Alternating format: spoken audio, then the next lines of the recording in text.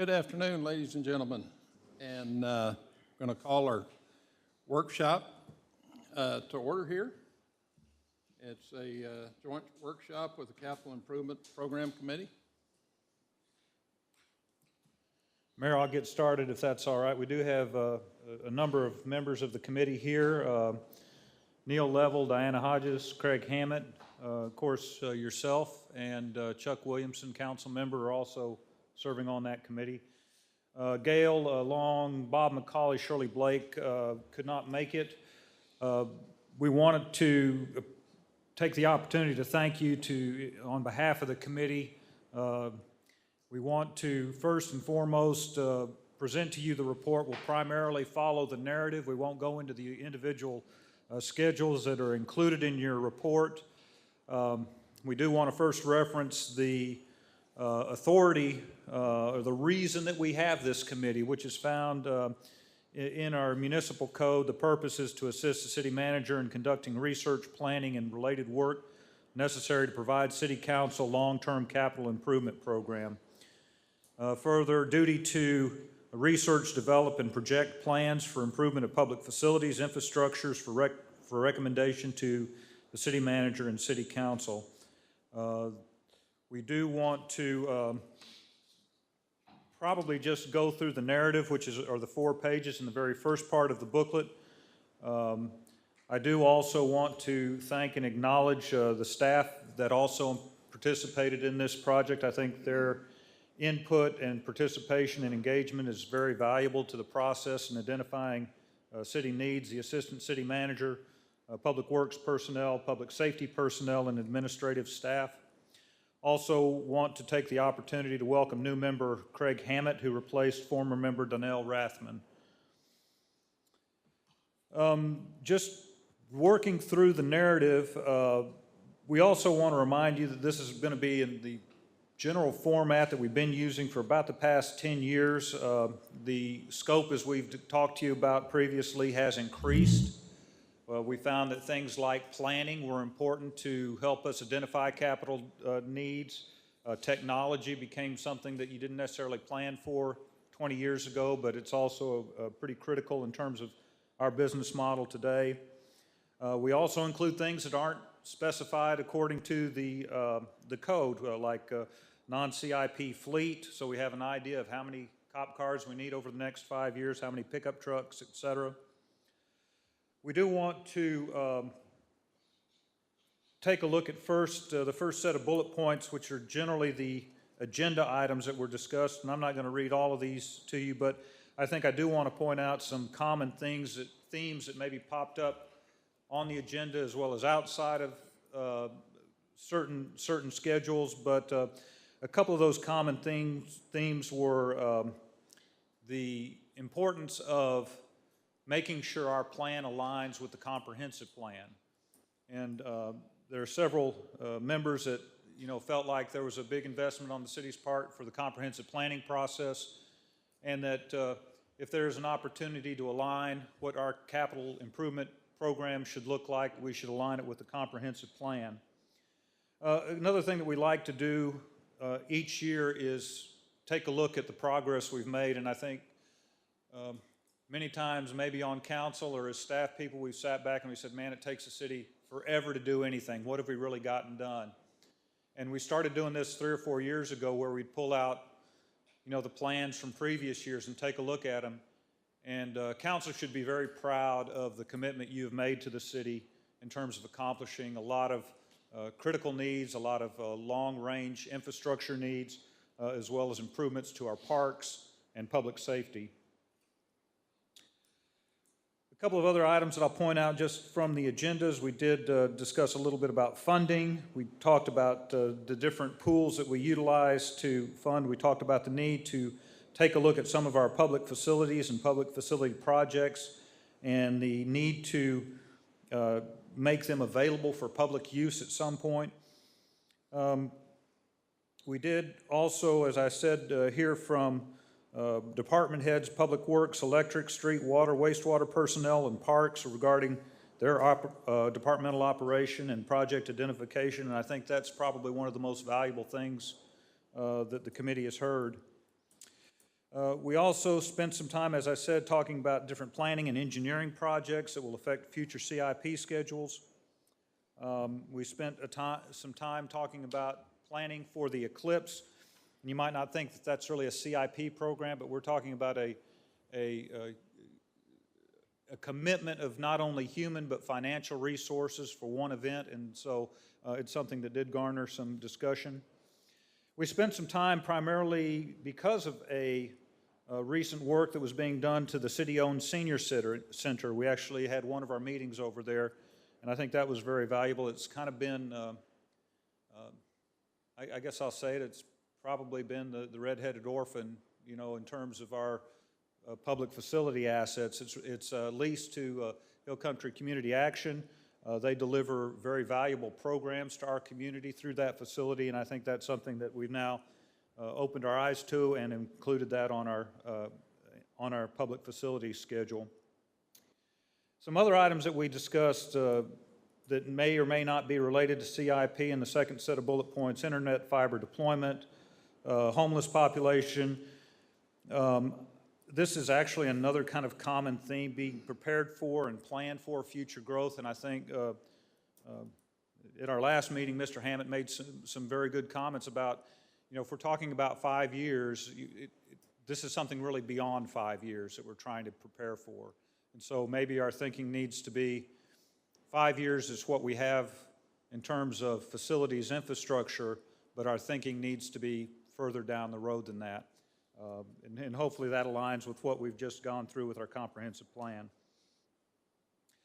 We did talk about some projects that were outside of city planning and implementation, primarily TxDOT, South 281 improvements, feasibility study for relief route I-14 planning, and the East 3rd Street bridge replacement. The other items that we talked about maybe could or could not be related to CIP, but I think it's worth mentioning and incorporating it if the committee so chooses: design standards for historic buildings or the historic district, and latitude within building codes for upgrades to historic buildings. The area that the item of this narrative that I think we very deliberately go from member to member and talk about with is the areas of emphasis. So the one thing that you'll hear me say towards the end of the presentation is the role of the CIP committee versus the role of city council, and just we've talked about that pretty frequently, but just to reinforce it, the CIP schedules projects. They put projects on a schedule. They don't necessarily rate them 1 to 100, with 1 being the most important. Their priority definitions are based on, the number 1 would be, do we have a regulatory action that we need to comply with? Is there a public safety issue that we need to address? The second one would be like system efficiency, increasing capacity, things like that. And then the third level would be like public enhancement. So a lot of the parks projects fall into that public enhancement. But I think if you look at our track record in terms of project implementation, that doesn't mean that we don't do park projects. We've done a lot of park projects. It's just how they're mixed up. And then the role of the council is to take this schedule and take some of the things that were discussed about maybe in more detail, and then we can fund this, we can fund this, or we can fund this. This is a project we want to prioritize, and you prioritize them primarily through dollars, through the budget process. So the areas of emphasis, and these are not necessarily the highest rated items. These are the items that garnered the most discussion. Implementation as phased of the city's water master plan. And as council may recall, the water master plan didn't start out as a water master plan. It started out as the upper pressure plane study. And then as our consulting engineer got into it, he said, this impacts this impacts this. Okay, and now let's take a look at what available area we have to grow into. How many services do we need? And it basically became a water master plan. So that was mentioned as something that we need to stay on top of. It is a phased approach, as council is aware, but the first step of that is a Spring Street pump station. Assessment of the City Senior Center on East 8th Street. in terms of deferred maintenance. Also, you know, the question came up, is that the right place for that facility? And would we be better off having a different facility, maybe upgraded facility somewhere else, as opposed to continuing to put money into that facility? And so that's an item that we did talk about, particularly as we ate lunch down there. Future growth, again, this is dovetails on what I said previously. Just the fact that we need to acknowledge that our future needs may extend 10 to 20 years in the future. I think a good comment was made by Councilmember Williamson. The CIP report is a very valuable document to City Council. Setting budget priorities, strategic planning, and delivery of services. The importance of the CIP plan being consistent with the comp plan. Another theme that kind of popped up, maybe not at every meeting, but a number of meetings, talking about support of asset security, wayfinding, public safety. And primarily what we were talking about there was, you know, how do we protect our assets through surveillance, whether that's video, what other means we have to, we have some hot spots in our park system, for example, and so that was an item that came up a number of times. The importance of the hostess house and placing that facility back in service. Collaboration with TxDOT on the South 281 project to maintain fencing and design compatibility at entrance. The committee also discussed assessing and investing in historic colored school, New Hope Baptist, and placing those facilities into public use. Need to identify and remediate any structural MEP issues to avoid deterioration. And I think the other thing that certainly council knows is that maintaining these facilities and these pieces of infrastructure does cost money, and making sure that our fees at least cover the costs and allows council to be good stewards of that infrastructure. Just a couple of quick items on the next bullet list, public facilities. A lot of these are incorporated in the other bullet points you looked at. But again, park asset security. Facility items included, again, the New Hope Baptist Church Historic Colored School, hostess house, the need and timing of a fire department substation, upgrade and final touches to the Calvert building, City Hall improvements, some exterior improvements to water, wastewater shop and lab, facility security and video surveillance, inclusion of the senior center on the public facility schedule, also acknowledgement about what's going on in the market in terms of contractor interest particularly on rehab projects. And then I think when we started talking about parking, it was like, what don't we talk about in terms of parking at our facilities? So we really need to take a look at the condition and capacity of all of our parking at all of our facilities. The kind of the meat of the report typically has been the CIP schedule, which is the next portion. We identified, actually it was a little less than 107 projects. We did want to note that one of the biggest projects, public works projects in the city and LEDC's history was completed this past year, the LEDC Phase 1 of the business park.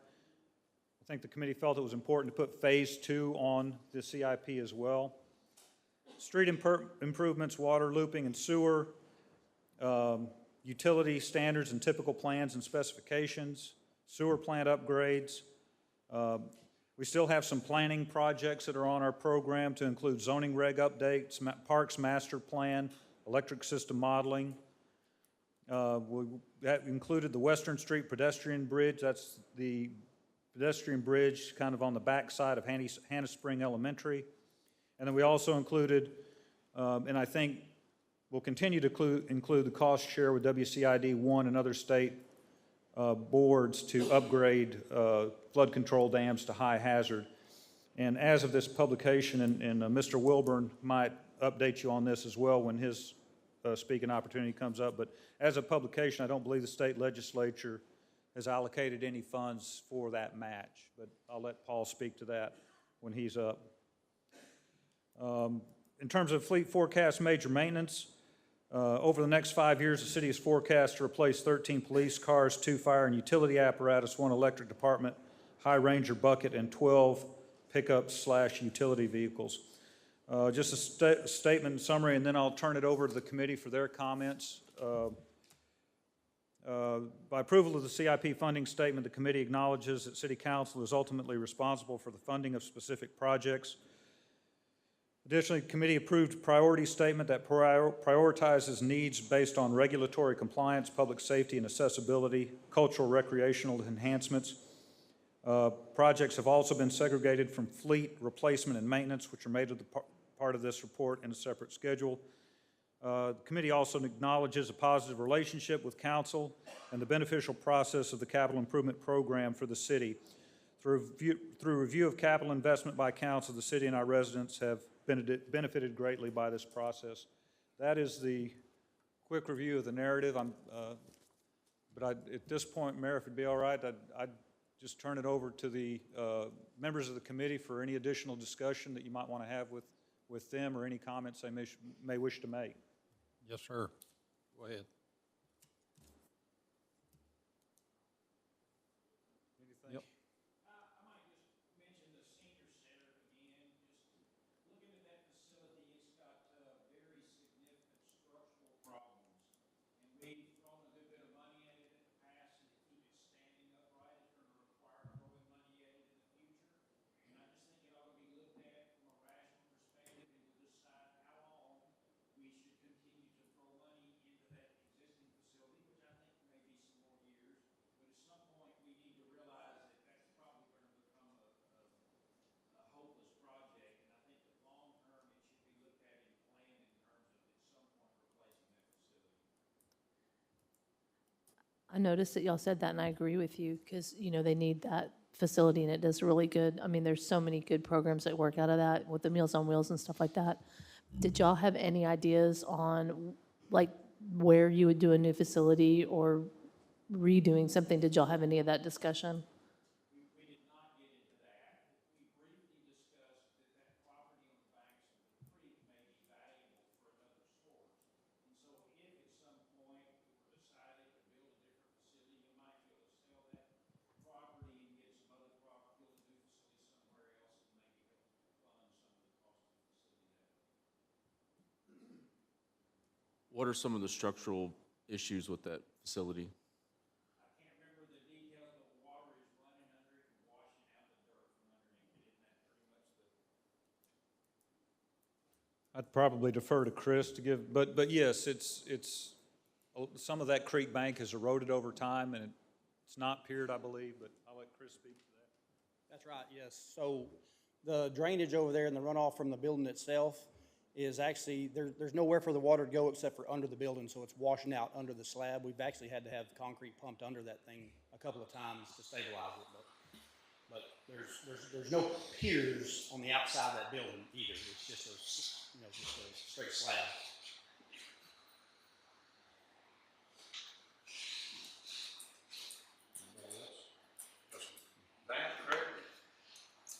I appreciate the city recognizing the importance of the eclipse coming. It's a one-time thing. It's a big event for the city. We can't stop people from coming, so I'm glad you've recognized the importance of getting people safely in and out of town. And I hope local businesses take advantage of the opportunities to entertain guests for that one event. And I hope that the city looks at the partial event, the annular eclipse in October, to kind of see how other communities are handling that and whether we need to adjust our approach on that as it comes up in April 8th of 2024.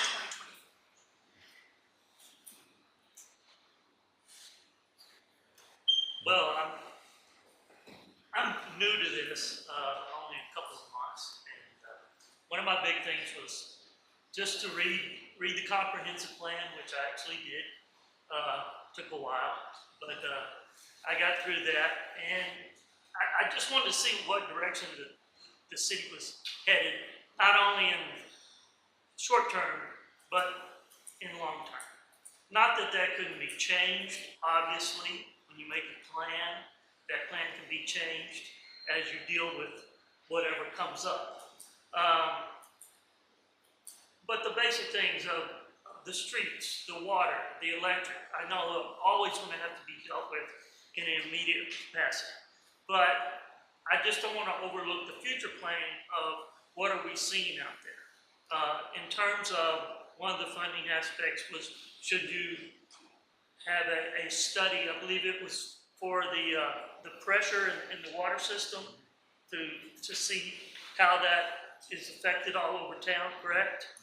And I'm not an engineer, I'm not familiar with that. 10 years ago, I might have said, I don't know about spending money on studies, but I think I've changed my mind on that. And I'm glad to see that at least we look at it and plan for it, because I would hate that we are just going to be a reactive city and just react to problems when they occur. I would hope that we could have a little planning ahead, which I know that you're doing. And I'm glad that we can have a comprehensive plan and look at it to see where we're going with this. Because I feel like this place is growing. I feel like it's going to grow. I don't have the statistics to prove it. It's just my personal opinion. But, you know, I just feel like we need to be able to look at those things, whether it be the specifics of what you're doing, certainly, with this report, but just in an overall manner. And like I say, I'm new to this, and I will continue to read and look and research and become better informed on it, and I appreciate the opportunity. Thank you, Greg. Mr. Williamson? I guess I've been on this committee quite some time and on council, but I want to reinforce to council, this is probably the most important document that you'll find in front of you as we go into the budgetary process. I learn a lot every year from the standpoint of hearing from not only the department heads on their issues down at their own shops, but also from Finley on daily operations. What is it going to take to bring us up to where we need to be efficient and active not only today, but in the near future? There's a lot of in here about wastewater, about water, electricity. Ryan spent a lot of time on that. Streets is another thing that you just really, instead of putting this thing to the side, look through it some evening, and then you'll have all the questions in the world that you want to ask. Thank you, sir. Thank you. Any other comments? Thank you, Mayor and Council. You do have a corresponding action item on the regular agenda to accept the report. I have a motion to accept the report. Not yet. It'll be on the regular agenda. Okay, I'm sorry. That's a rookie mistake. Thank you. At this time, we'll entertain a motion to adjourn our joint workshop. So Yeah. moved. Second. Second. That's it. Motion. Got our attention, didn't you? And we will be adjourned. Thank you.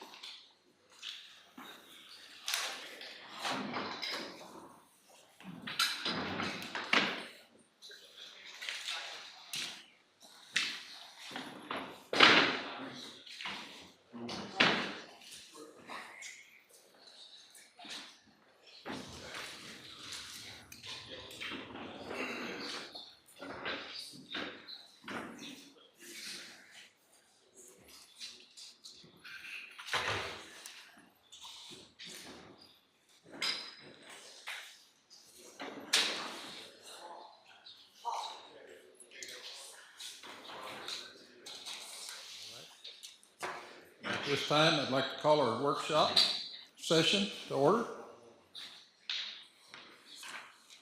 and discussion regarding city pools and lap swim fees. Mayor and council, as most of you have probably heard, we've got some citizens that have some concerns and comments, probably have a few in attendance here that may have some questions for you about our lap swim fees, and maybe some of the pool rules. I'd like to just start by saying that the council voted to charge the same fee for lap swim as we do for water aerobics at Hannah back in March, which is $40 for 8 visits. The reason for that is both of these events happen outside of regular business hours, so we have to have additional staff come in before work. And as far as the pool rules, all of our rules are about life safety, and they're all in the Texas Administrative Code. They all come from our risk pool insurance carrier, so it's not something that we just pull out of thin air. But if you've got questions for me, I'll be glad to answer them. I think we've got a couple of people in attendance that would like to ask council some questions.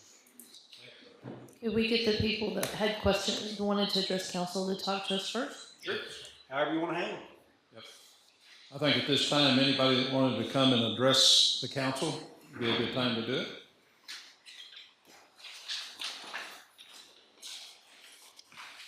Hello.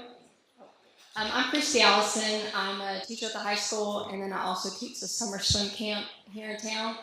I am a lap swimmer, so I swim year-round. I don't just swim in Lampasas. And there is, I think I can speak for everybody, that there is some frustration with the increase in fees, especially since we didn't know about it.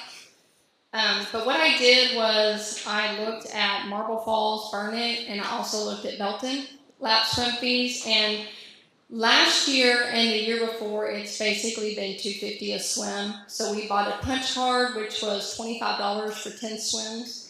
And then this year it jumped up to, the website says $40 for 8 swims, which is $5 a swim.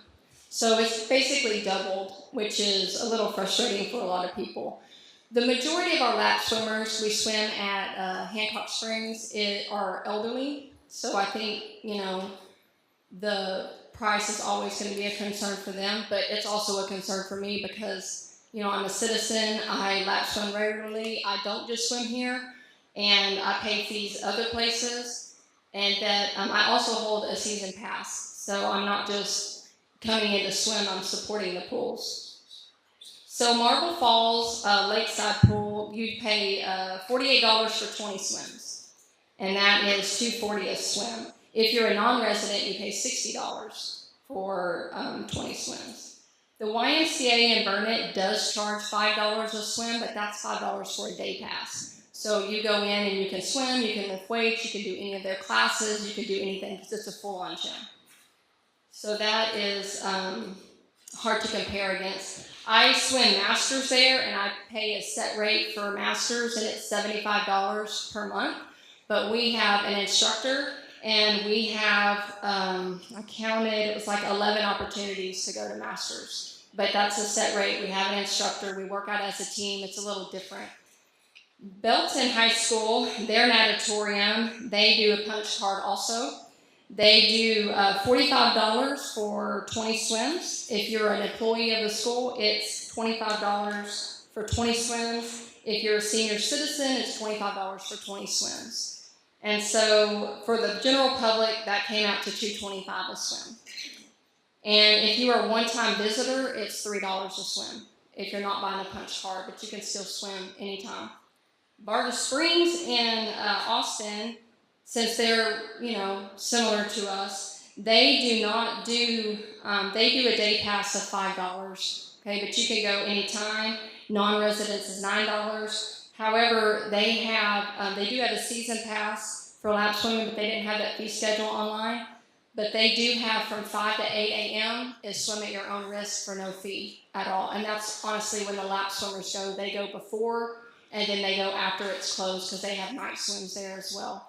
And I think that we are just hoping, I think I can speak for the other lap swimmers, that y'all would reconsider the fee. I understand that they want it to match the aerobics, but the aerobics has an instructor. And we don't have an instructor. We don't have lane lines like these other pools. We don't have lines on the bottom of the pool like these other pools. We're just in there swimming because we enjoy the healing waters and we enjoy the pool. And so we're hoping you reconsider the price back to $250 a swim.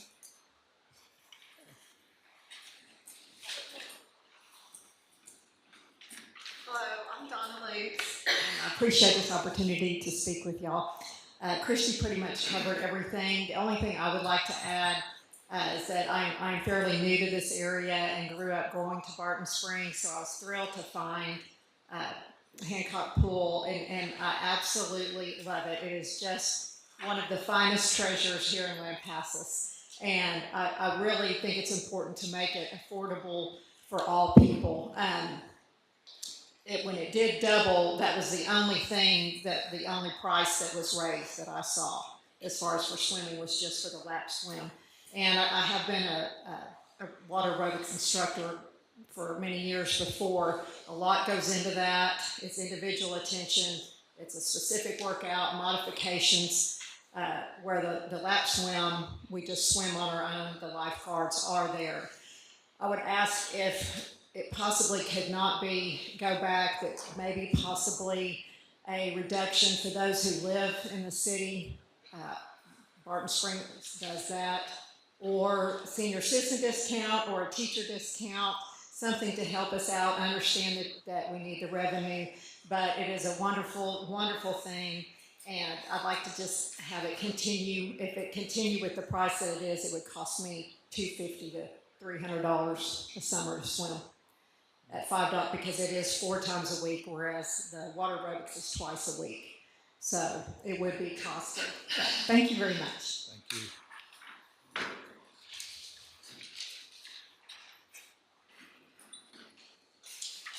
Hi, I'm Jane Lyon, city resident, voter. Got that? Thank you for this time. I want to bring your attention to your ordinance 1694 that was adopted in March. And in that ordinance, it says schedule for fees at the Parks and Rec. And there's several things delineated there, and it says on number 4, adult lap swim, $40 per month. It's not $40 for 8 visits, but $40 per month. And that's in the city ordinance. Now, one thing that has come to everyone, I hope everyone's attention, during this disruption of our use of the pool is the very poor communication between council and Park and Rec. It seems that they thought you set this fee at $40 per 8 visits, but your ordinance says $40 a month. When I went into City Hall the day before the pool opened, I was given a sheet of fees that were the same as last year. The date was right on the sheet. She printed it out right in front of me. And it was the same for lap fee, $25 for 10. And that was the day the pool opened, the morning of the day the pool opened. When I went to get my pass, I was told $40 for 8. I'm a senior citizen, I'm on a fixed income. $40 would preclude my ability to partake of the pool, which I've been doing for many years, along with many of us seniors. I'm representing 12 seniors. I'm standing here tonight speaking to you. And we go to that pool not only to enjoy it, but for therapeutic reasons. You all know that cold temperatures help with any kind of inflammatory conditions. Arthritis, rheumatoid arthritis, which I suffer from. Shoulder replacement, I rehabbed in that pool during last swim. I am the poster child for my surgeon because of what that pool allowed me to do. Cold temperatures and a free lap swim without people getting in my way. Because when I was doing that rehab, I was not the most graceful person in the pool, shall we say. So, you know, and you got kids jumping in there, you know, during free swim. Everybody's in your way. You can't lap swim. You can't do your exercises correctly. And as you know, we have a long tradition of that pool. I mean, hundreds of years that pool has been a health spa. And it should be considered a little different than regular pools, because it is different. It's a lot different. So I'm sure hoping that this can be fixed pretty quick, because I'd like to get back in that water. And so with the 12 other senior citizens that I'm representing here tonight. Thank you for your time. Thank you.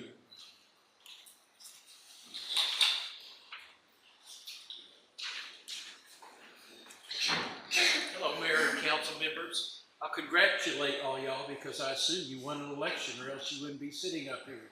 So good job. I concur with everything that they said, and I am part of the lap swimming crew, although due to some recent medical thing, I'm told not to swim right now. However, I'm here on a similar but different item regarding the pool. Your pool regulations say the only flotation device is a Coast Guard approved. This is a PFD. This is an example. There are 5 different classes of these type of flotation devices. You can't swim laps of this. This is designed to keep you upright, keep your head above the water. These are for use with lakes, rivers, oceans, boats, watercraft. These are not in pools, but your ordinance or your pool rules say this is the only allowed flotation device, because for many years we have used noodles. My wife is of similar age to these other ladies. She's not a great swimmer. She has always used a noodle to facilitate her ability to swim laps. She can't swim. She needs that additional buoyancy support. Now, noodles are kind of controversial. I did a bunch of research. There are some pools in some locations that don't allow noodles. There are other pools in other locations that welcome noodles. In fact, most resorts sell noodles at their gift shops. So it's kind of like, what, you can't have noodles at a pool, but they're selling them in a gift shop. The thing about this operates in a vertical plane. It's to keep your body like this in the water. If you fall off a boat or off your watercraft or whatever. You can't swim laps with these. Lap swimming is done in a horizontal plane. And you can't swim horizontally with this, because this is going to make you go like this. This is an approved, this is a water ski vest. And that's what these are used for. Watercraft, boats, things like that. These are not used in swimming pools. There is nothing on the Coast Guard website regarding any use of these devices in swimming pools. Nothing whatsoever. Nothing on CDC website. There's a whole pool section on the CDC. The state has pool rules. Nothing regarding these being used in swimming pools. And so I would just ask that as we'll say under ADA, okay, American with Disabilities Act, that noodles could be granted a reasonable accommodation for those swimmers who can't swim without that additional assistance. Anyway, I appreciate the time. Appreciate y'all being here. Thank you for listening to us. Thank you.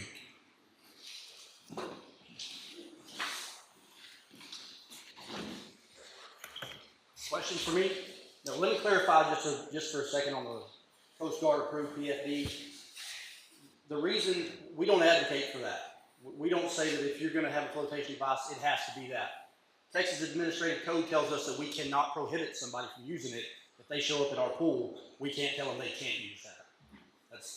So there's some clarification on that anyway.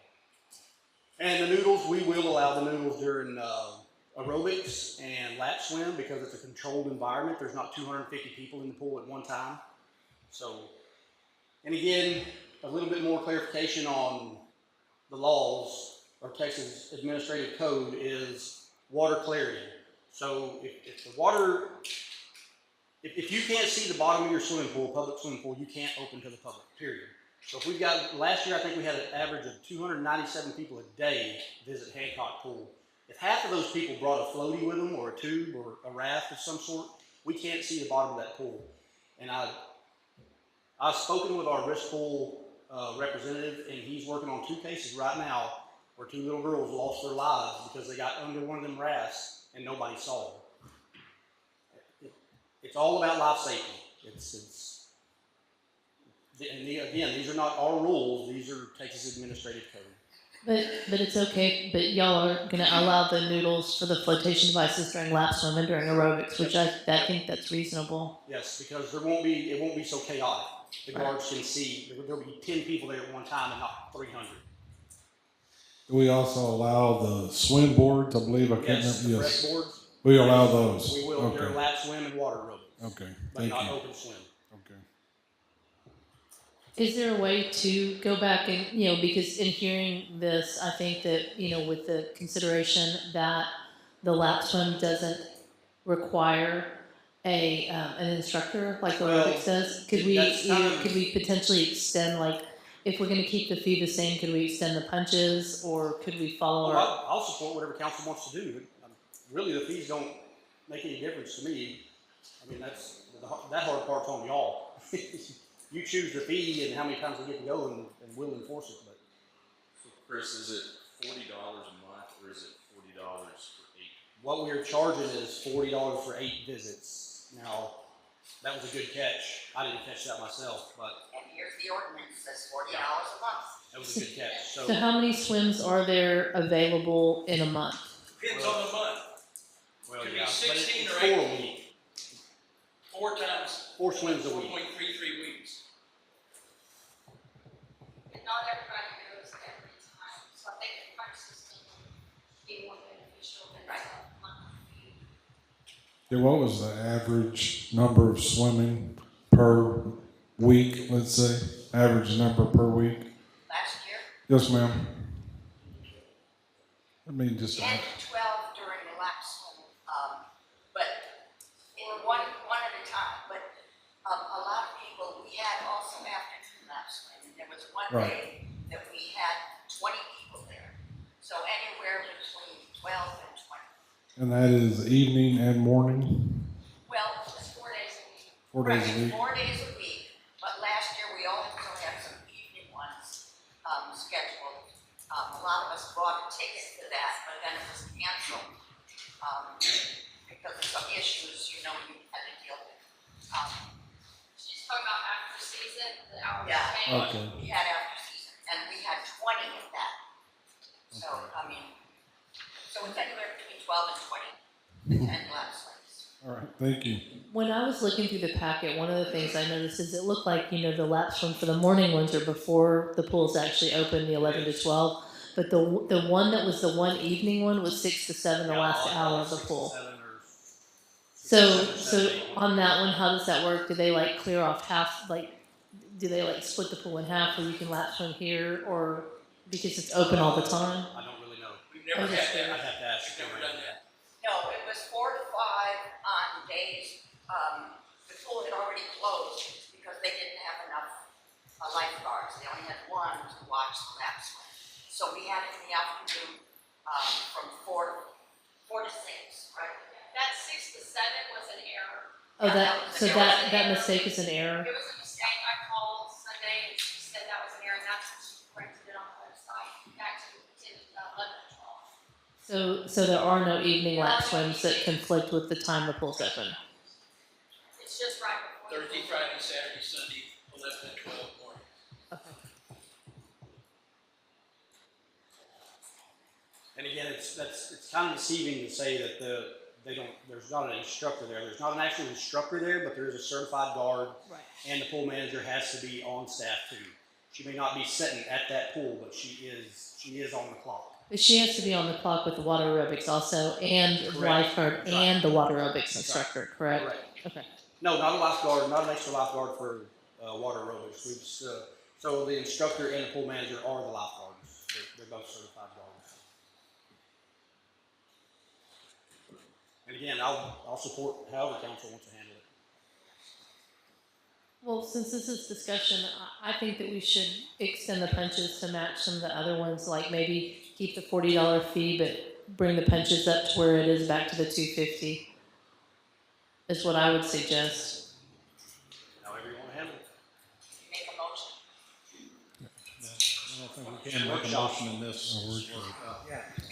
This is a workshop item, council, but we would certainly bring back to you whatever direction you wanted us. Because we definitely need to make our ordinance match what we're doing. So we need to amend the ordinance, right? I agree with you. We need to look at this again. Yep, and you guys bring it back to us. Or comply with the ordinance. Let's take a look at the ordinance versus what we're actually doing. Copy. And see if there's some kind of middle ground that we can meet. I think we definitely need to bring it back. I agree. I think what we'd like to do, council, is bring it back as a workshop item again, give you the opportunity to take a look at maybe 2 or 3 different options based on, you have 40 opportunities to use it per month. If you didn't change it, if you wanted to do a punch, we could extend that to however many punches you wanted. But in the meantime, because This is a short season. so I was going to say, in the meantime, because it's June, are we going to allow them, if they paid their $40, to just use it for the whole month of June, because that's what the ordinance says? I think depending on council comment, staff would accept that as the authority for some latitude in extending that on a temporary basis. That we would go back to the old ordinance, is that correct? No, the current ordinance says $40 per month. But it doesn't say how many swims. It doesn't give a number of how many swims. It's like $40 set price. Okay. I think in our current situation with the way the ordinance reads right now, I mean, we need to do the $40 per month. I mean, that's what it says. Okay. And until we get an opportunity to look at it further. Yeah, I agree. Do we have the latitude, Mr. Finley? I think if someone were to purchase a $40 pass, they would have the opportunity to utilize open swim 16 to 18 times. So you could almost utilize it as that type of, if we wanted to use that as a punch, we might be able to do that, but by the ordinance, they would have the opportunity to participate, and depending on the number of days in the month and the number of days that fall on the lap swim, probably 16 to 18 times per month is what they would be able to use it for.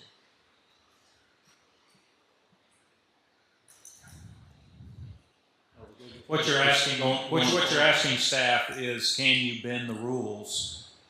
And by ordinance, what the ordinance says is that the latitude that we have is to say, well, we were wrong. It's not 8 punches for $40. It's 16 to 18 opportunities for you to come in and use it. If you wanted us to do something beyond that, we really need formal action at the next meeting. And are we going to be able to get that? So we would be able to get it fixed before July. So anybody that's bought anybody that's bought the $40 punch card should be able to finish out June, and then by July we would have the new pricing. Well, I think that to Councilman Pratt's comment there, by ordinance, I mean, that's where we're at. If they paid their $40, they ought to at least be able to finish out until we come up with something else or stick with that. Yes. That's just not That's where I'm at exactly, is that we need to finish out this month.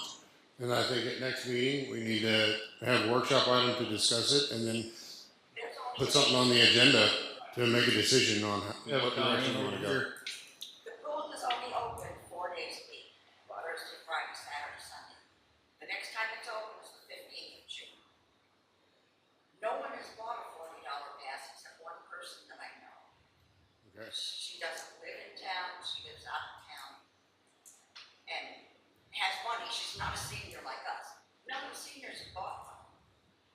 So if we bought a $40 pass, we'd only get June, and that's only going to give us 8 swims. I think that's our only option. Well, it gives us time to come back and reconvene on this and have an action item, is that correct? That'd be my counsel, yes. I think at this time, we're bound by the ordinance. we don't really much have a choice until we make another decision. I'll visit with Chris and Ryan and see if there's other opportunities, maybe for a day use fee or something like that we might be able to incorporate this within our ordinance currently. Okay. Any further questions? I have One one more. small comment. Although a lot of lap swimmers are retired, my wife is not retired. She works about 60 hours a week. She can't come to the lap swim. She has to come when the pool is open during the day, like on Saturday or Sunday. That's the only time she can come to the pool. She can't come in the morning. She can't come during the week. She can't come in the morning. She can't come on Sundays, plays piano at the church. So it's like she would get one swim a week with the pool noodle if she came at 11 o'clock on a Saturday. That's the only time she could come. So again, I want to repeat myself and say under ADA, I'm going to make, if I have to, I'll file a formal reasonable accommodation request that she be allowed to swim with the pool noodle at any hour that she would go there. But she can't go there during lap swim times. And just a point of clarification, a noodle does not obscure the bottom of the pool. What a noodle does, so what a noodle does do is when you got 250 people at that pool and 15 teenage boys have noodles, they cause a huge distraction for the guards. And you may have a 4-year-old over here that just fell off of a non-approved floaty that needs to be rescued. And we've got our attention focused over here where it shouldn't be.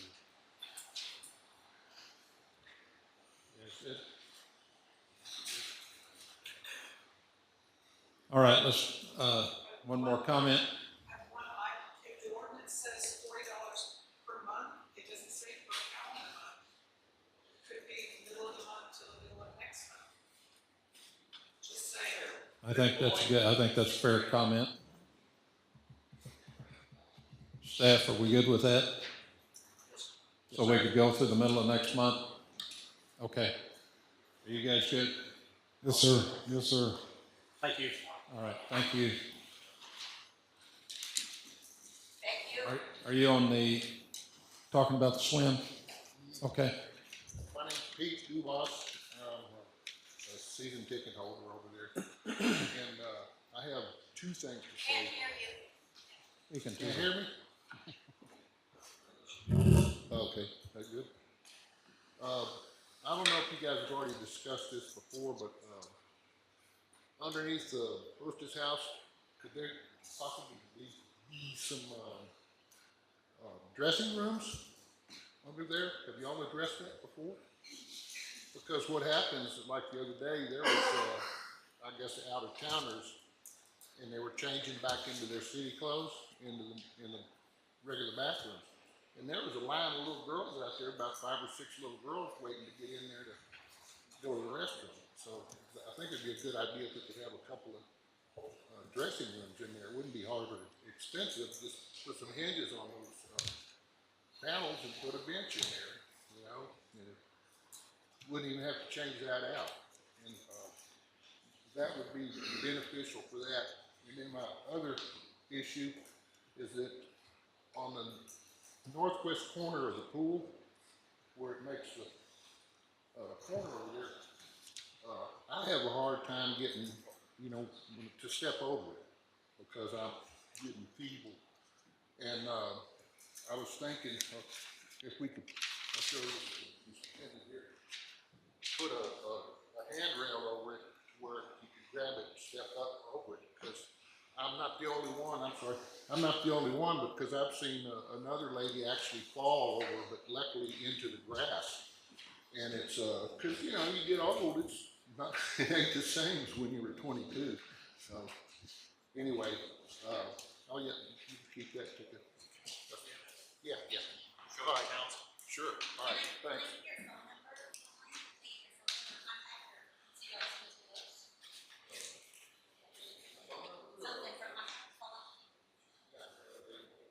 You guys have any other?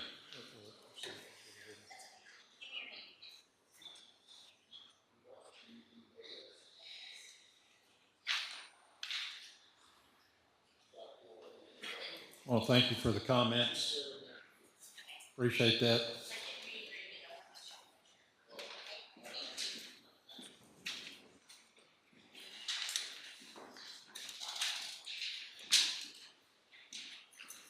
Already, up next, we have our discussion regarding the FY 23 and 24 budget. We're already on number 3 in the workshop, so this will be brief. Just a couple of quick comments in terms of progress report. We did get year-end projections on my desk today. I'll be going through those with staff.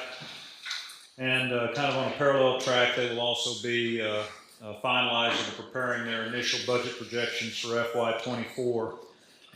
We always try to target the first or second council meeting in July to roll that out to you. And I think one thing I want to talk about just very briefly that'll come up in item 10. Council should be recognized for the commitment you've made, particularly for streets and roads. I mean, not this council, but probably 20 councils before y'all. We've got a very good, but we're seeing now that, particularly with the comprehensive plan, that incorporates streetscape design standards, alternative modes, be it bicycle or pedestrian, that some of those costs as we design these streets, Ryan will talk to you a little bit about how that design in and of itself will cause increased costs for road rehab. The other thing that I think he will probably tell you about is the cost of paving has gone up. What we could do for $500,000 even 3 or 4 years ago has not quite cut in half, but you're not going to get as many blocks. So those are things that we're looking at, but we will be crunching some numbers over between now and the first meeting in July, and we'll report back to you with a more comprehensive rollout. Any questions? Thank you. Item number 4 on the workshop, Derek Barrios with L-Check. I don't believe he is here tonight, so we will skip and move on to the discussion and presentation from the Heart of Texas Defense Alliance. Mr. Keith Slid. Good evening, Mayor, City Council, City staff. Hope y'all are having a good evening this evening. We may get some more rain the way the weather's looking today. This is give you an annual update. If you have any questions to go along, feel free to ask. If not, I'll go submit to you. Just so as many of you know, the organization was established back in 2003 and 4 or 5 when Base Realignment and Closure Commission was being established. We're municipally funded by 10 cities, or 10 entities, 7 cities, 3 counties that surround Fort Cavazos. And the reason is, as you can see up there, the interability between all the residents in those 3 counties and Fort Cavazos. 1 in 3 people is either active duty, a retiree, or a military family member of one of those 2. It doesn't include veterans that just happen to be served 1 or 2 tours and have gotten out and still reside in the area. Cavazos has an impact of about $28.9 billion according to the Texas Comptroller. Has a large impact on clean. As you kind of get a little further, it has a lesser impact. I'll talk about some of that in a second. I'm not going to talk about all these. It's just stuff we're working on. If you have any questions about it, you can feel free to call me and I'll be glad to talk to you about it at any point in time. One of the things we do is there's a quarterly veterans inventory report that we produce. As a soldiers transition out of Fort Cavazos, and I will say up front, you may hear me call it Fort Hood because you'll have to work through that some over time.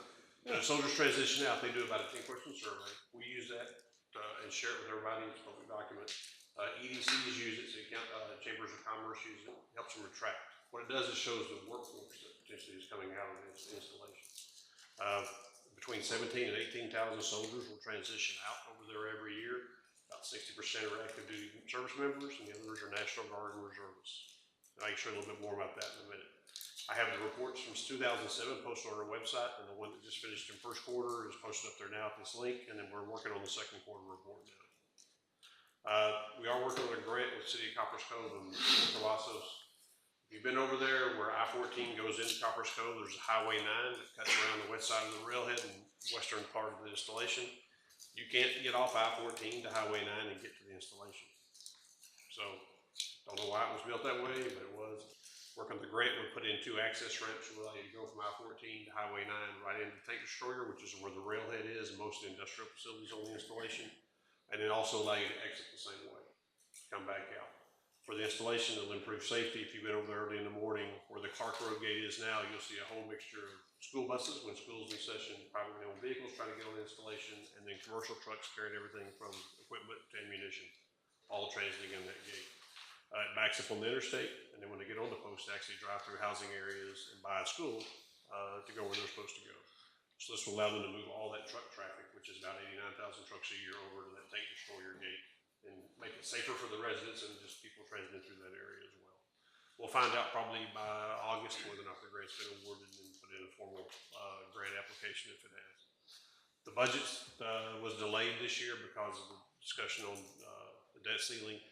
They have started discussion this week. Right now, there's a 5.2% pay raise for soldiers or service members. There's also a largest pay raise in 40 years for Department of Defense civilians that will come in potentially if the budget stays the same. The active duty Army and strength does not change, but you will see a decrease in Guard and Reserve, and you see the details up there. The active Army is the smallest it's been since 1940. And I think you'll see with this administration over the next year or two some additional decreases in force structure for the services. Whether that's good or bad, I will leave to your decision. One of the things that I know is probably near and dear to some of your hearts is the impact of the disabled veterans tax exemptions. 100% property tax exemption if you're 100% disabled. There was a bill that came in the legislature this year. Representative Shine put it in. It made it through the House, 132, I think, representatives voted for passage. Actually got to the Senate, made more progress than previous sessions, and actually got a Senate hearing. But a committee substitute was introduced, and there's drastic differences between the two bills, so it died at the conference committee and did not go forward. The bill would have changed the current rules. As it stands now, you have to lose more than 2% of your general revenue fund to qualify for any potential state reimbursement, and you have to have a geographic boundary with the installation, wherever you may be. That leaves out the county and the city, leaves out Nolanville, leaves out Harper Heights in our area. And the highest city in the state impacted is Nolanville.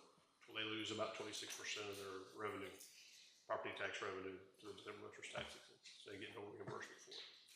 So the bill would have raised or lowered the threshold to 1% of your ad valorem taxes, not your general revenue fund. So if you operate as a city or an entity and you have other things that generate revenue, water companies, power companies, or whatever, that gets considered. This would have made it just relate to property taxes. It was a good bill, although lowered to 1% made it very expensive, and you'll see the table up there. 1% is about 405 cities, 66 counties, about 141 million a year. And that's using 2021 data that's validated, not 2022 data or the 2023 projected data. If it was at 2%, you see it goes down to about 83 million.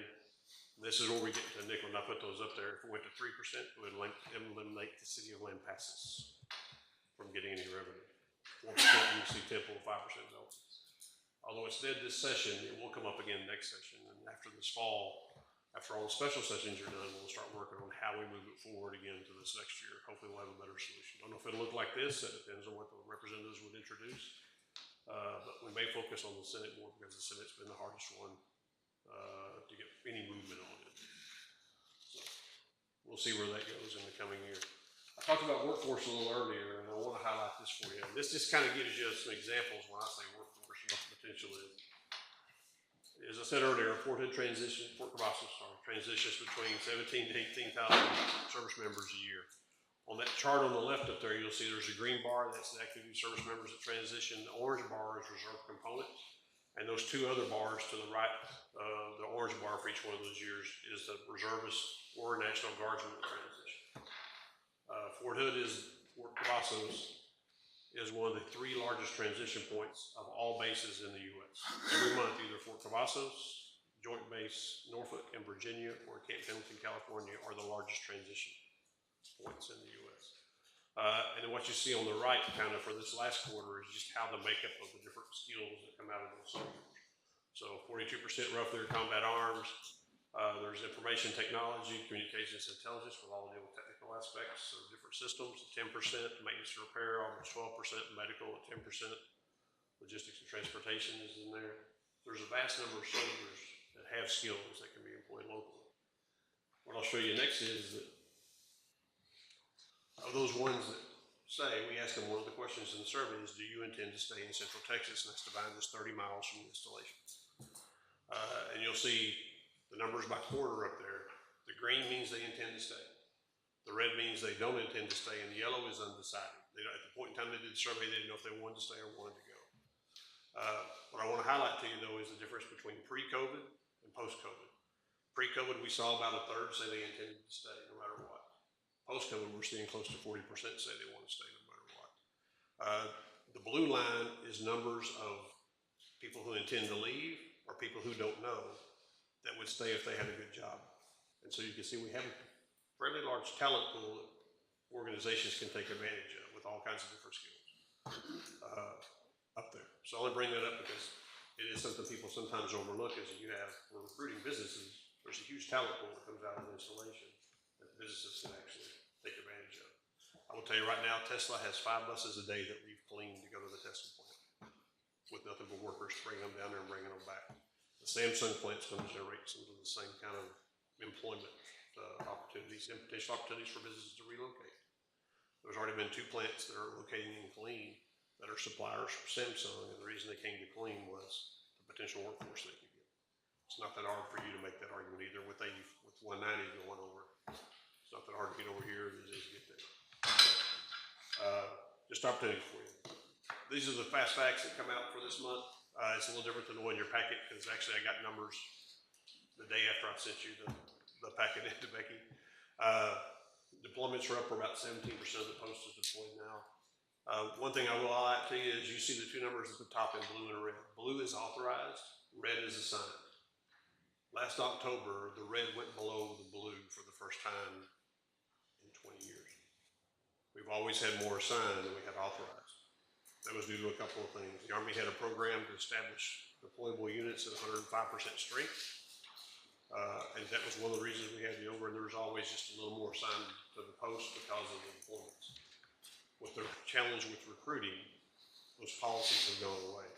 And so what you're seeing is the impact of that. They're not going to likely go above assigned strength anytime in the near future until the recruiting challenges are solved. So that means you just deploy at lower strength.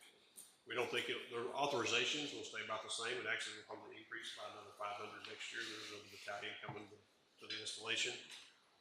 But you won't see it go above that blue line anytime soon. Still have about 70% of the folks plus live off the installation in the communities. And I will get another data pool this year where I'll start comparing it. We have seen over the last 2 years with COVID and the challenges with housing in the greater Killeen, Coppers Cove, Parker Heights region, populations moving further east and west, over into Lampasas County and over in towards Belton and Temple, because that's where housing was available and it was cheaper to live. Works great as long as gas isn't running $4.50 a gallon like it was last year. That's the hardware impact. The numbers likely won't change much other than that. I don't think we'll stay between 34,500 and 35,000 for the next couple of years. And subject to any questions you have, that's all I've got. Any questions? Thank you. Thank you, Mayor. Y'all have a good evening. Thank you.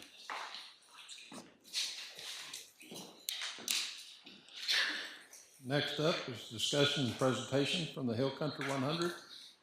Mr. Lindman, Tim Heffley, Robert Dalston. You can say.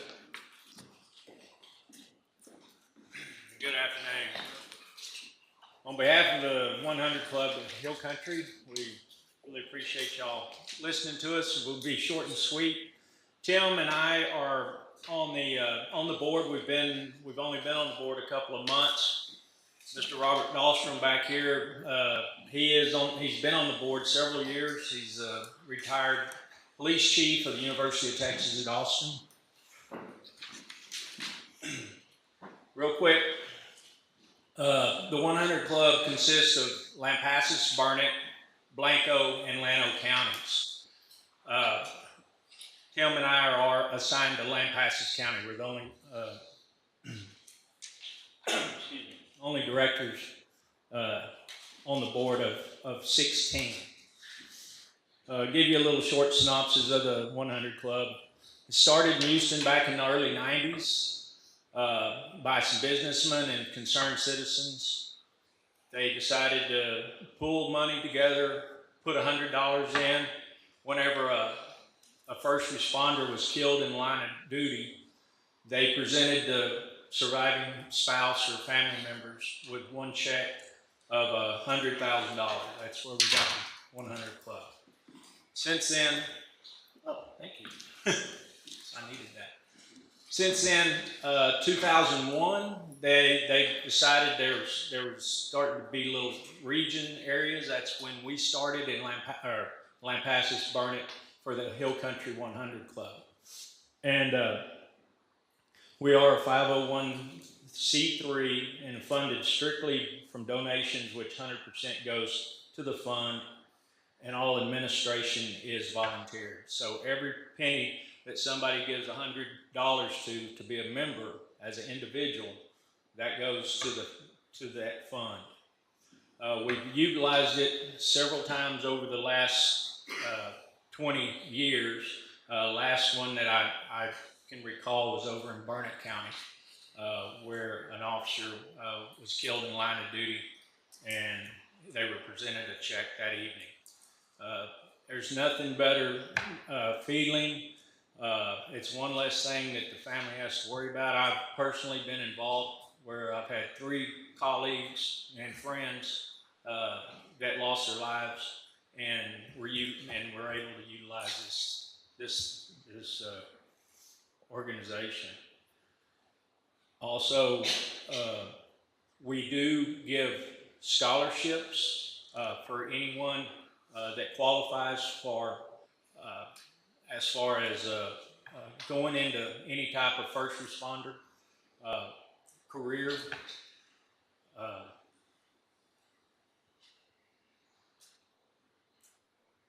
We just kind of really want to make everybody aware that what we do, and we'd like to have your support. You've always supported us in this time as a city. Also, we unfortunately in Lampasas County, we've got 30 members is all to the 100 Club as individuals, businesses, and lifetime members. So did you able to give a handout to everyone, kind of explains everything. You can obviously go to our website. We'd appreciate anybody joining. We're going to do our best to solicit all the businesses we can and individuals. And thank you guys for all the assistance, and we look forward to hopefully some more. Hey Jim, a couple of things I think you might have forgot to share was the exact amount of that check that you give to the deceased first responder's family. It's $100,000. Yes, sir. Hold on just a sec. 70,000. 25,000. Oh, I'm sorry. I'm thinking in Houston. Okay. Okay, so that's I'm what new here. We've been here 2 months. Robert he's kind of our mentor. Thank you. Sorry about that. It's 25. It is 25,000. We give to a family member within 2 days of the incident if we can logistically do and we've done that. We've gone exactly that day, and it's phenomenal what comes out of that. But I stand corrected. I'm sorry about that. Can you also say just a few words about the banquet and about the golf tournament? We do a banquet once a year, and we honor first responders from all 4 counties and give them awards for that banquet. And then in September, we do our Only Money Maker, and we do a golf tournament. This year in September, it falls on 911's thing, so Horseshoe Bay, it's in Horseshoe Bay at Apple Rock, and Horseshoe Bay Fire Department is going to do a special ceremony to honor the 911 victims that died on 911 and the first responders there. And we have a sheet on that has the sponsorships on there, if anyone is interested on that, the sponsorship levels. Several cities have sponsored us on that, and depending upon upon how much they give, then they can enter teams on depending upon how much they donate on that sponsorship. Anybody else have any questions? Anybody else have any questions? I was trying to remember how much, we donated last year, correct? And do you remember how much that was? It's extra seat sheet on the dice.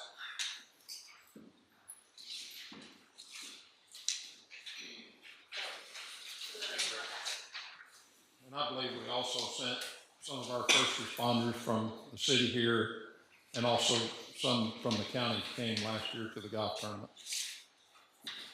Yeah, I think that's. And if you can be sure and invite all the council members to your banquet. Absolutely.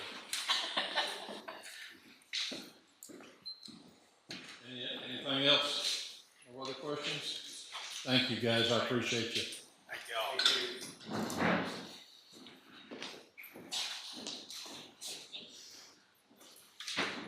All right, the next one up, discussion and presentation from Paul Wilburn. I'm sorry, Ms. Melton. Where are we at? Erica, I'm sorry. We have the video too to play.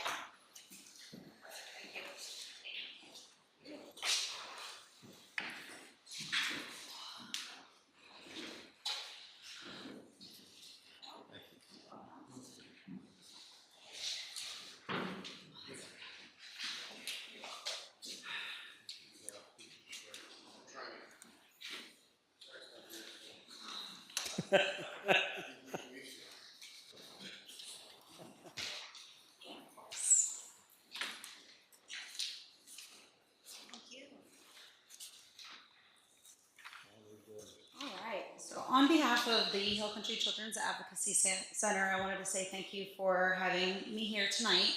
My name is Erica Melton. I'm the Education and Outreach Coordinator.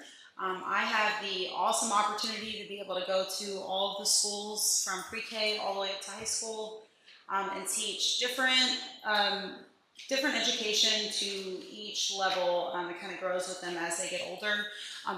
We have child abuse prevention, human trafficking prevention, and then education for teachers, daycare providers, and really any adult who just wants to learn or understand more about what's going on and how to prevent it. So before I get started with what I was going to say, I'd love to show the video.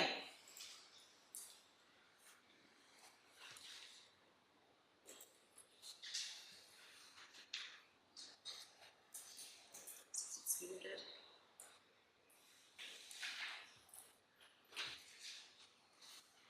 The computer says it's muted.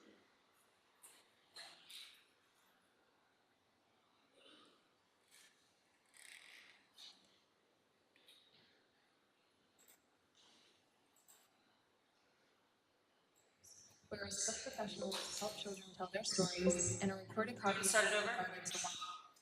The Hill Country Children's Advocacy Center is a place of hope, healing, and justice for children who have suffered abuse.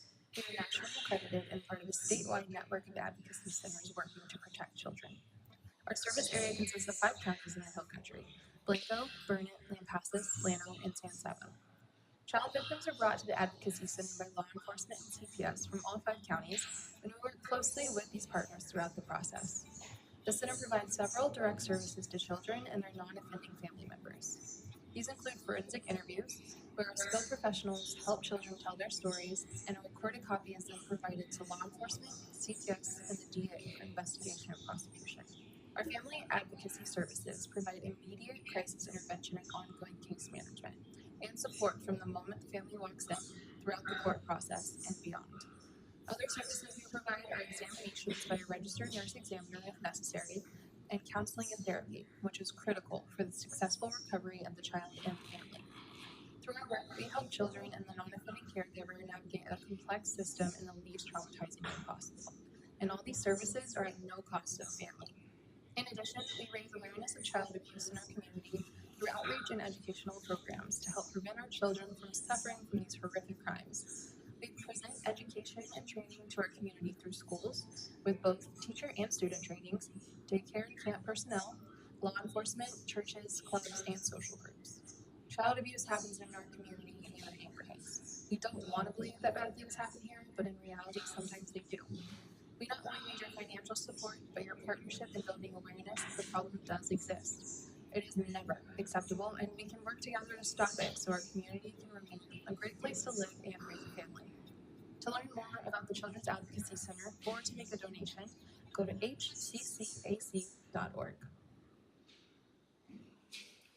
Okay, so that video just gives you a quick overview of what we do at the Advocacy Center.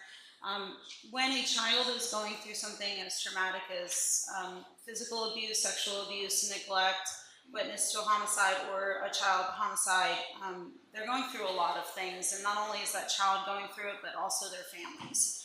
And a lot of times, nobody really knows what to do because they're in crisis mode. So not only do we give the child the ability to be the center of attention in this situation, CPS, law enforcement, medical, all come to the advocacy center so that a child doesn't need to be pulled from place to place, having to smell or hear what's going on in a hospital, or having to go to a police department where it feels scary.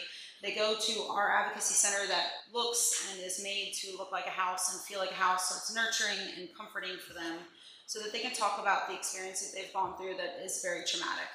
And the goal also for this is so that they don't have to tell their story over and over and over again into different locations. I mean, think about you having lived an experience of your own and then having to retell that story. When you retell that story, you're reliving it. And every time that child has to retell that story to a police officer, to a nurse, to a doctor, to the court systems, to anybody, they're then reliving that trauma over and over and over again. And not only was it terrible that that child already had to live through that trauma once, but the fact that we're having them relive it over and over, it's just unacceptable. So at the Advocacy Center, we're giving them the ability to say it one time on recording, audio and video. Law enforcement and CPS are there, so they know right then and there what's being said. If they need to ask follow-up questions, it's done then, so they don't have to keep coming back. And we do medical there, so they don't have to go anywhere else. And then also having the ability to just educate these children and let them know that we teach them, listen to adults and do whatever they ask you to do, or whatever they want to do, you have to listen to them and abide by that. But that's a black and white rule for a child. So if an adult is stepping and crossing a boundary with a child, they still hear that rule. Got to do whatever an adult says, got to listen to whatever they say. And so if we're empowering them to understand, well, if a person is trying to touch you in a way that makes you feel uncomfortable or unsafe, you're allowed to say no to them, even if it's a grown-up and even if it's somebody that they know. Especially because 99% of the time, the offender is usually somebody that that child knows, loves, trusts. They love them, they care about them. It's not that they don't want that person to be in trouble, they just don't want that person to hurt them or touch them in that way anymore. So to have that ability to be able to go to all the schools and empower and teach and then give the families the crisis intervention that they need is just so vital in the healing. And then the therapy, the trauma-informed therapy after the fact, is all healing so that they can grow up to be the adults that we need in this world to be able to change it. And living through the trauma and the triggers through that trauma is really hard unless you've been guided by some specialty therapist. So some of the paperwork that I gave you here just kind of shows some of the things that we do. The core services that we provide, like I mentioned, we do education and outreach, mental health services. We do our forensic interviewing, our MDT team, which is our multidisciplinary team. We have coordination and case reviewing. We also have an MDT meeting here once a month in Lampasas, so that it's great that the CPS and law enforcement out here don't have to drive all the way into Burnett County because everybody's so busy and we don't want to take more time out of people's lives than they need to be, and out of work time. And then we have our medical exams, like I mentioned, and then our family advocacy services. And in Lampasas, we did 25, or the children of Lampasas County, we did 25 interviews in 2022, but just this year in 23, we're at 21 interviews. So we're almost like we're about on track to double, if not triple. And we are sitting at, Lampasas is sitting at the second highest victim per capita in the 5 counties that we service. So that's Blanco, Burnett, San Saba, Llano, and Lampasas. One good thing that's going on right now is we are building a new center right next door to the one that we originally have. We're going to keep that one. We're going to use that one for therapy. We're just outgrowing our space. I don't even have an office. I'm sitting in the conference room. So we're going to be able to have all this extra space, more interview rooms, more medical rooms, just more ability. If we have more space, we have more abilities to provide more services for children. So we appreciate all of your help and your support throughout the years, and we're going to keep needing it. So, any questions? Thank you so much. Thank you, Ms. Melton. Thank you for your hard work.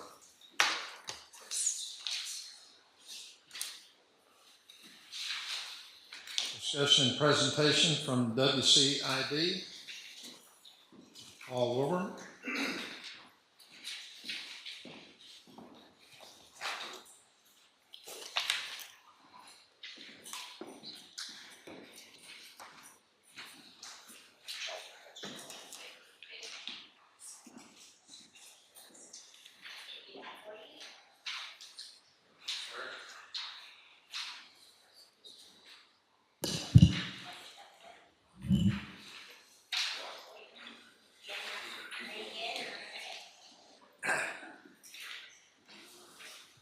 Good evening, Mayor, Council.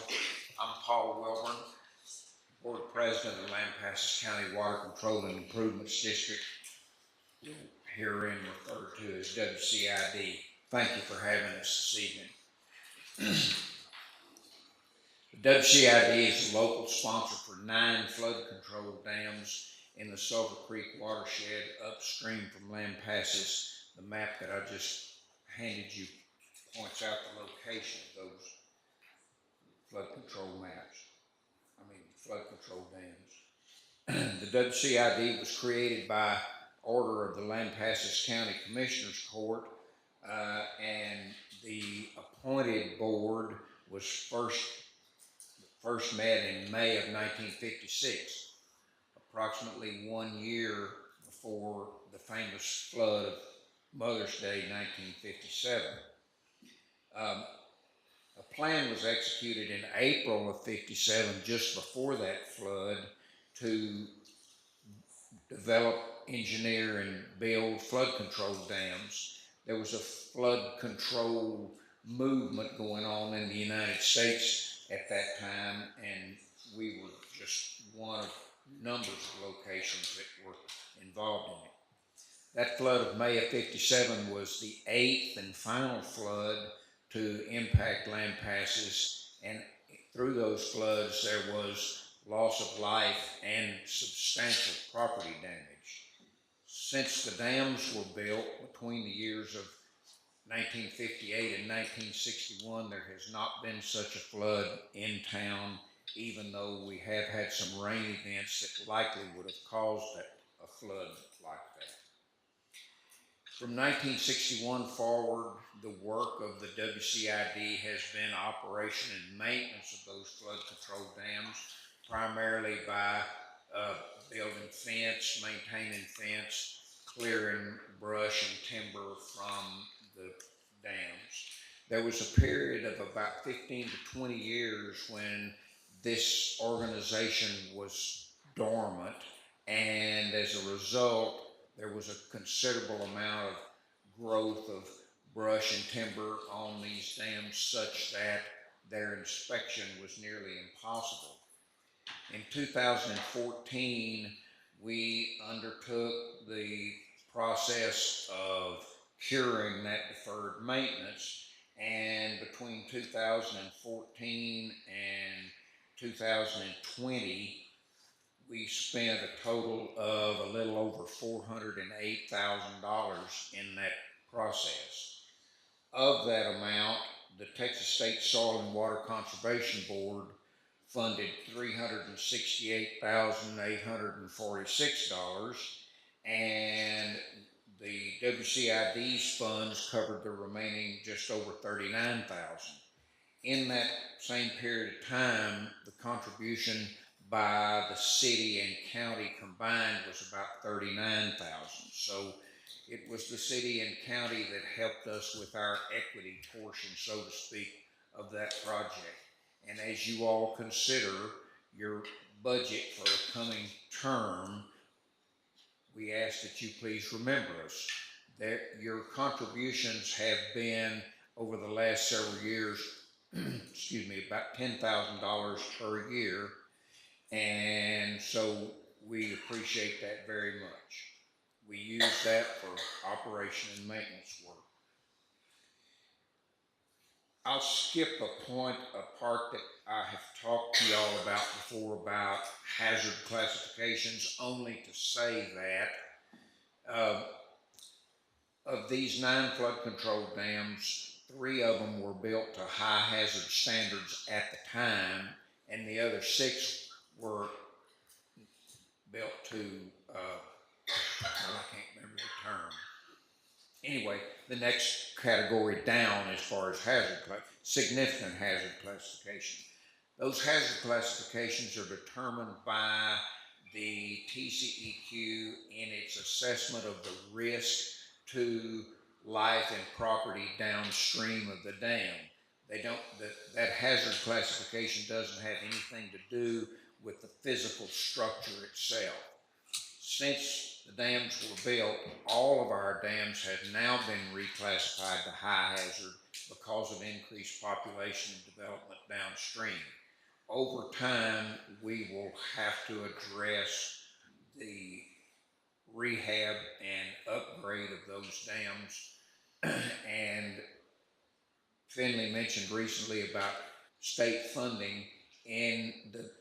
As far as I know, in this current legislative session, which has now gone into special session, there has not been an approval of an amount for rehab and upgrade on these dams. In the last biennium, the amount that was approved was $150 million, and there's been proposals for a similar amount this time, but as of yet, as far as I know, we don't have any word on that having been approved.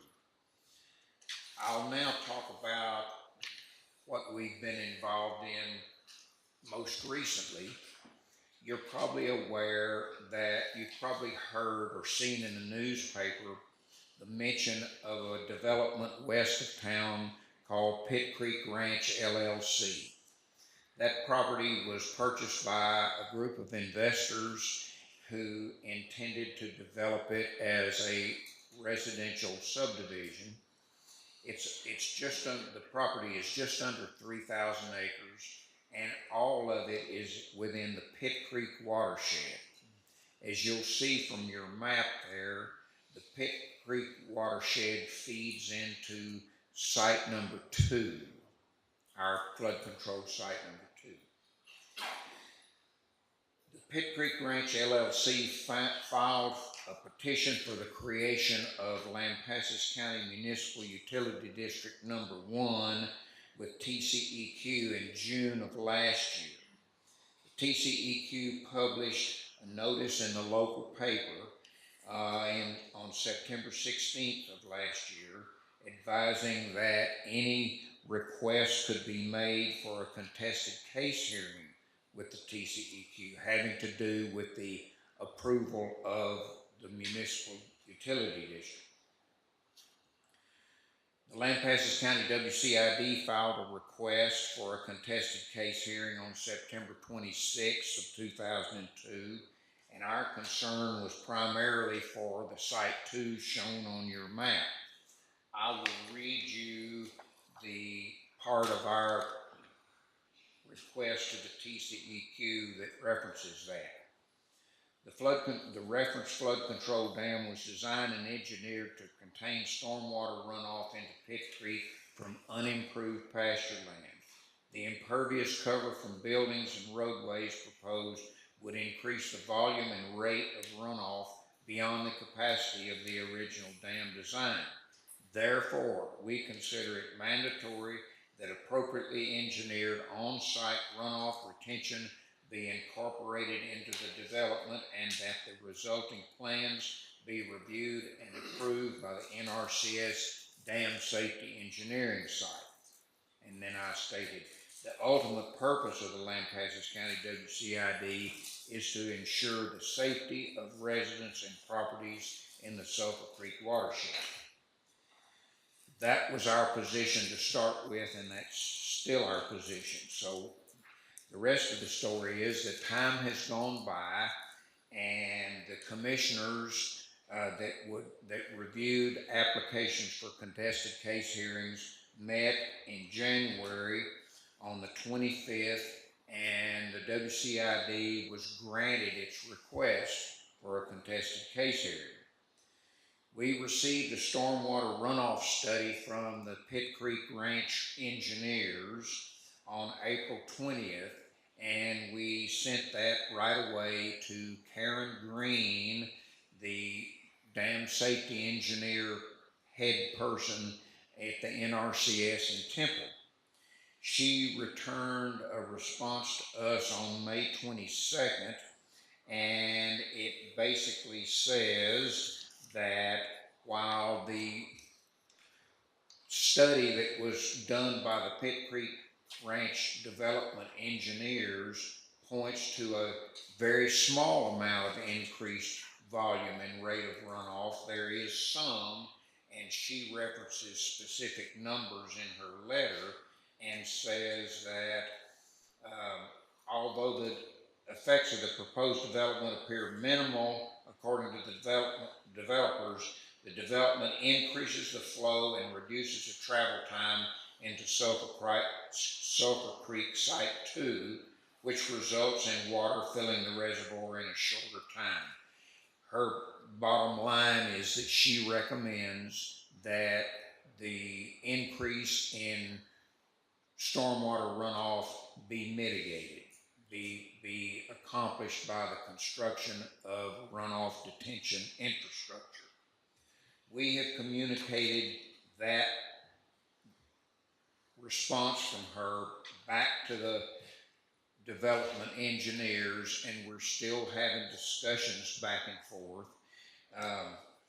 We were approved on May the 23rd in a Zoom a preliminary hearing with the State Office of the SOA, State Office of Administrative Hearings, as an affected party. So we are actually recognized by SOA as a party going forward towards a contested case hearing. There has been an agreement among lawyers, not representing us, but anyway, lawyers representing other parties, that there be a period for mediation before there gets to be an actual civil court trial. And we have acknowledged that and joined in a request for that mediation. We have not yet heard as to when that might take place, but we will try to get the matter resolved before we have to wind up going to court. I will say this, that our conversation with the engineers for the developers continues, and the most recent communique that I had from them was just about an hour and a half before I left to come down here, and the bottom line in that note from the engineer says, as civil engineers and speaking on behalf of the development team, I can assure you that we are sensitive to public safety and the county's flooding concerns. So that's as close to defining the situation at present as I can come. I'll welcome any questions that you all might have. Any questions? Are the commissioners, county commissioners, involved in this process as well? Yes, I've spoken to the Commissioners Court a couple of times and am in direct communication with Judge Hoyer all the time. In fact, I copy him on emails, and I think we're on the same page. Yes, sir. Any other questions? Well, I sure do thank y'all and have a good evening. Thank you, Mr. Wilkin. You bet.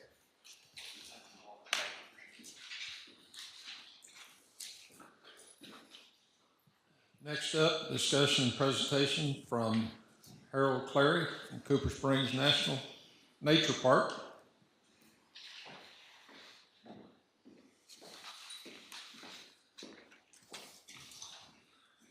Good evening, Mayor and members of the council. I really do appreciate the invitation on behalf of the board to come this afternoon and speak to you. I think the people that know me would assure you that I use every opportunity I have to talk about the nature park. I've got several, have been joined by several members of the board. I have Neil Level, Rex Johnson, Lorna Bernard, and Daniel Hodges with us tonight.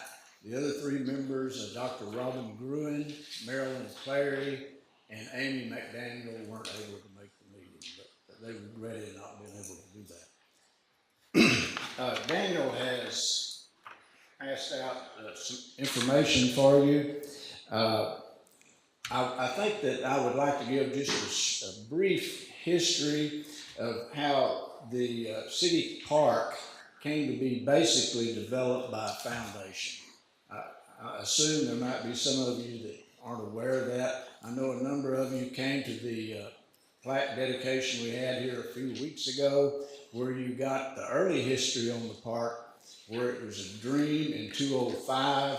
It actually became a reality of sorts in 2008 when the Johnsons donated 17 acres of land and got the ball rolling. In the period between 2008 and 2014, the city made available the railroad right-of-way in front of the park along Hackberry Street. They did some land swapping on the north side of the park along Avenue A. They made available a street that had never been opened on the banks of Burleson Creek to be a part of the park. Unopened streets, what I'm trying to say. And then some other donors bought a tract of land on 3rd Street, Kaiser Street, and donated it.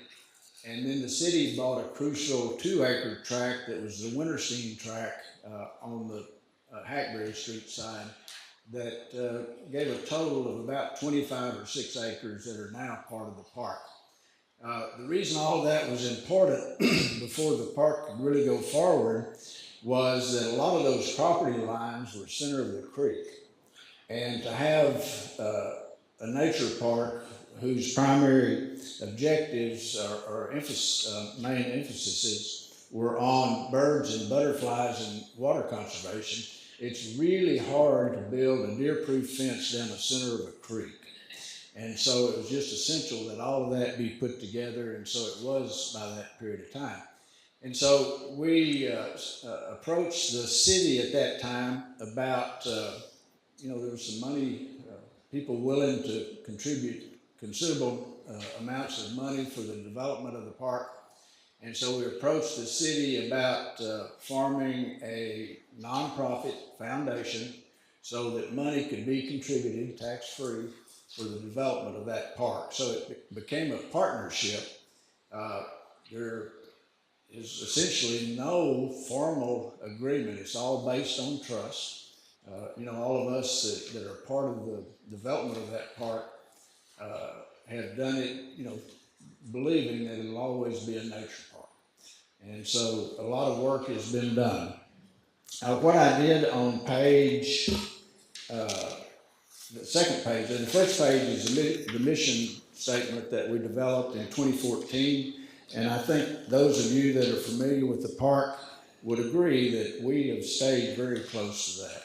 Its emphasis is on nature. There's a minimum of internal infrastructure, and we've done everything we know how to reduce the amount of maintenance that's done. Now, I don't have to tell you that's a hard job, and we haven't been really all that successful on some fronts, but that's been our emphasis, is low maintenance so that it can go on, forever. The second page just kind of summarizes the work primarily that we've done since 2014. And most of that was done through the donation of equipment, money, volunteers, and that sort of thing. Now, I will point out that when we've needed special help, Mickey Tower and Chris Eicher have always been, prepared to move big trees that have fallen down that are kind of outside our scope. And so we've always been thankful for that kind of assistance. In the period between 2008 and 2014, we had done a number, I've got dozer equipment, and it had opened some trails because when the land was donated, you could not physically walk through there. You couldn't find Burleson Creek. Spring Branch was 100% tree canopy, and so it was not a nature park or would not be accessible to people at that point. It was also very limited in the plant diversity. There were only 2 grasses at ground level. There were only 2 kinds of flowers that were 4 o'clocks and lantana, things that deer just will not eat, I believe, even if they were starving. But anyway, very limited plant community at the ground level.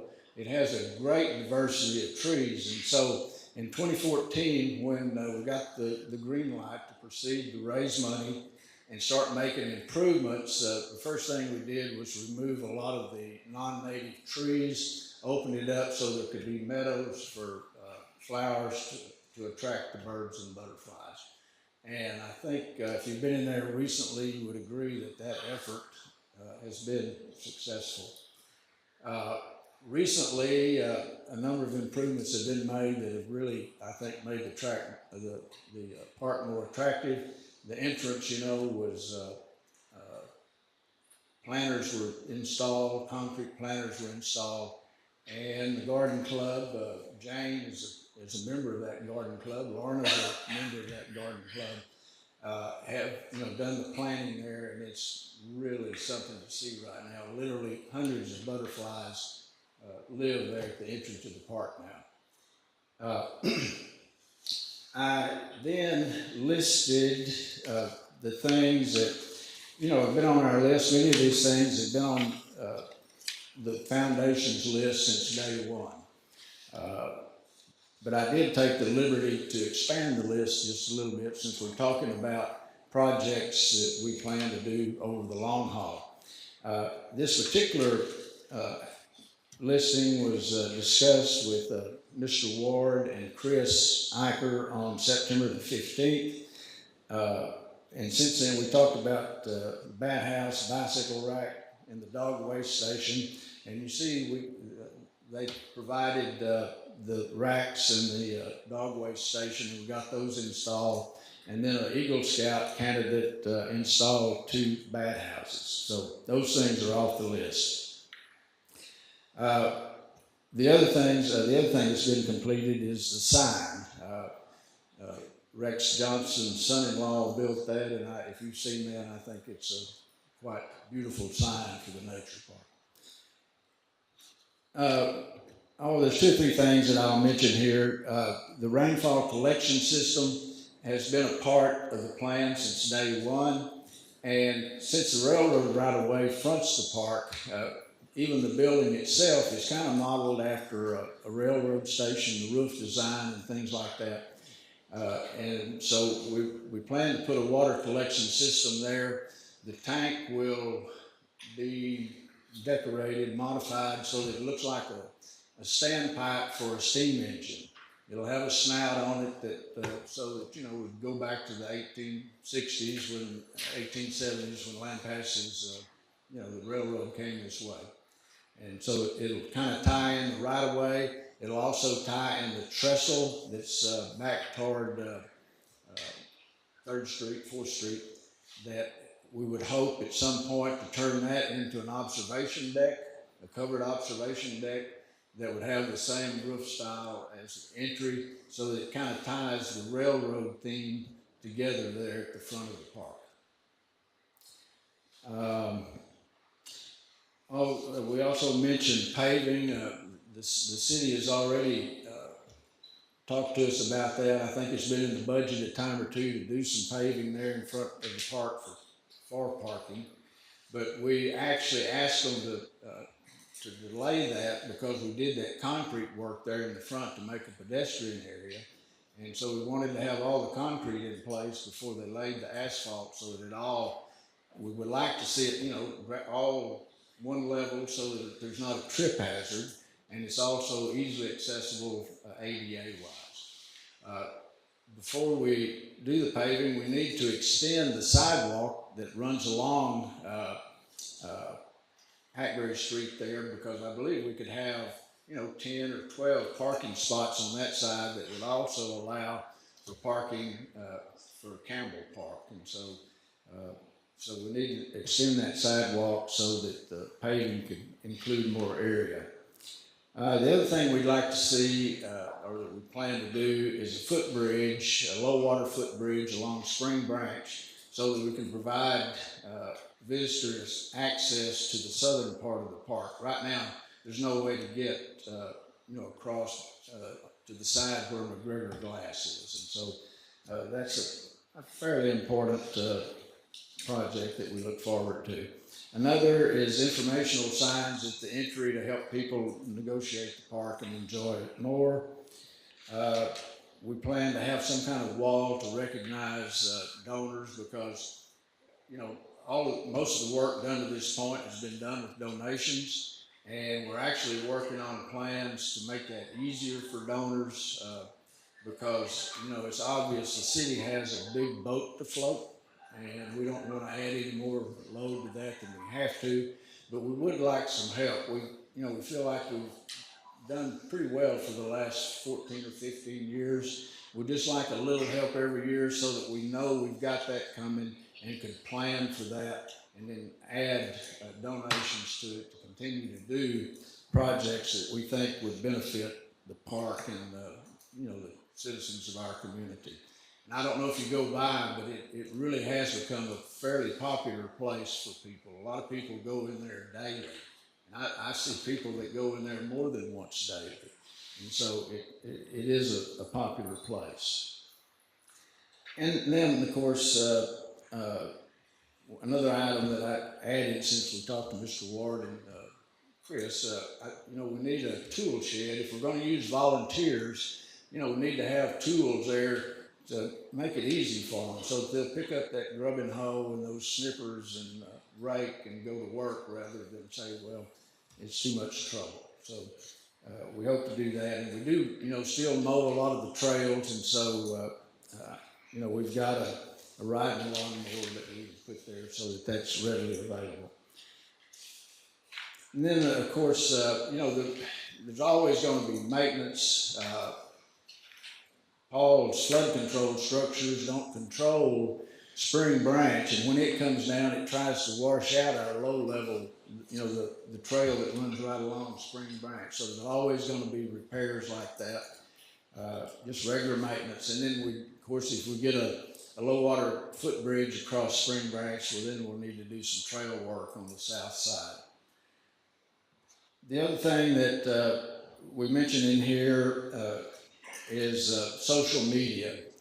We're fortunate Lorna is good at that, and what we hope to do by using social media a bit more and better is to make it easier for people to keep up with the park and to become supporters through donations and the use of the park. And so we're kind of excited about that, and so there will be some costs associated with that. And then, of course, just continued trail maintenance, and then planting and removing plants that get out of hand. So it's just an ongoing thing. It's really not so much a pasture as it is a garden. It requires constant work. So anyway, we appreciate the fact that y'all are considering some funding for the park. We would be grateful for that. And of course, I'm always available to answer questions. The other board members are the same way. So, does anyone have a question that I might answer right now? Y'all have city donors? I guess the short answer to that is no. What we've typically done is when we have a project that requires significant amount of monies, I make phone calls. But we'd like to see that, spread out a little more. And of course, we've got, members on the board that have made significant donations. But the cost needs to be spread out, to be honest about it. How would someone go about donating? Pardon me? How would someone go about donating? How would a person go about donating? Actually, we have a phone number on that sign there on Hackberry Street, which has not been very effective at all. And that's one reason we're working on the social media aspect, where you can actually do it right there. If you got a specific question about that, I'll refer to Lorna. She knows all about that. So. But no, that's what we're trying to do is just make it more convenient. We're going to have a PayPal link on our website. Are you guys a 501c? We're a 501c something. Yeah. Nonprofit. Okay. Yeah. So it's all tax deductible. Yes. Yes. Thank you on this. Thank you for the consideration. Thank you.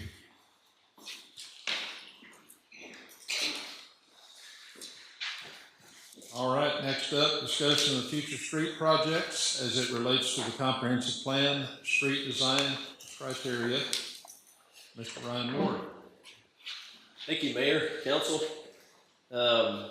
Wanted to kick this off by talking a little bit more about the comprehensive plan. I know you've heard a little bit about that from different angles tonight, but wanted to talk a little bit, since we do have some new council members, what some of the things that were approved in the 2021 comprehensive plan mean for projects going forward as far as streets go, and how we're going to try to approach those in design and then ultimately construct those. So obviously our comprehensive plan lays out a vision and objective for staff, and it was vetted through the community, vetted through council, to come up with really a vision and plan that we want to move forward. So we've got a Second Street project, which I've talked a little bit about, very similar to, move that back a little bit, very similar to Third Street, what we've accomplished out front with that project, which is add ADA, amenities, sidewalk, totally reconstruct the street. But that project was running alongside the comprehensive plan, so some of those things that the comprehensive plan has laid out did not get captured in that previous project. So looking forward and looking at what was defined in the comprehensive plan for streets, I've been working closely with the engineer that's working on the Second Street project and made sure he was well aware of this, and we've had some discussions, some really good discussions on what can we do on Second Street. So this project is slated for Main Street to Pecan, so it's a significant area of improvement that we're looking at. But what I'd ask him to do, and we'll get to that slide, or we'll get to that PDF here in just a minute, was to look through what was laid out in the comprehensive plan and make sure I felt like this roadway fit the urban avenue thoroughfare, which you can see on the screen, or possibly an urban local street, Second Street, because it does take traffic for Ajinomoto. There's a lot of truck traffic on that street. We have some historic facilities there. So we have the depot, we have the Keystone.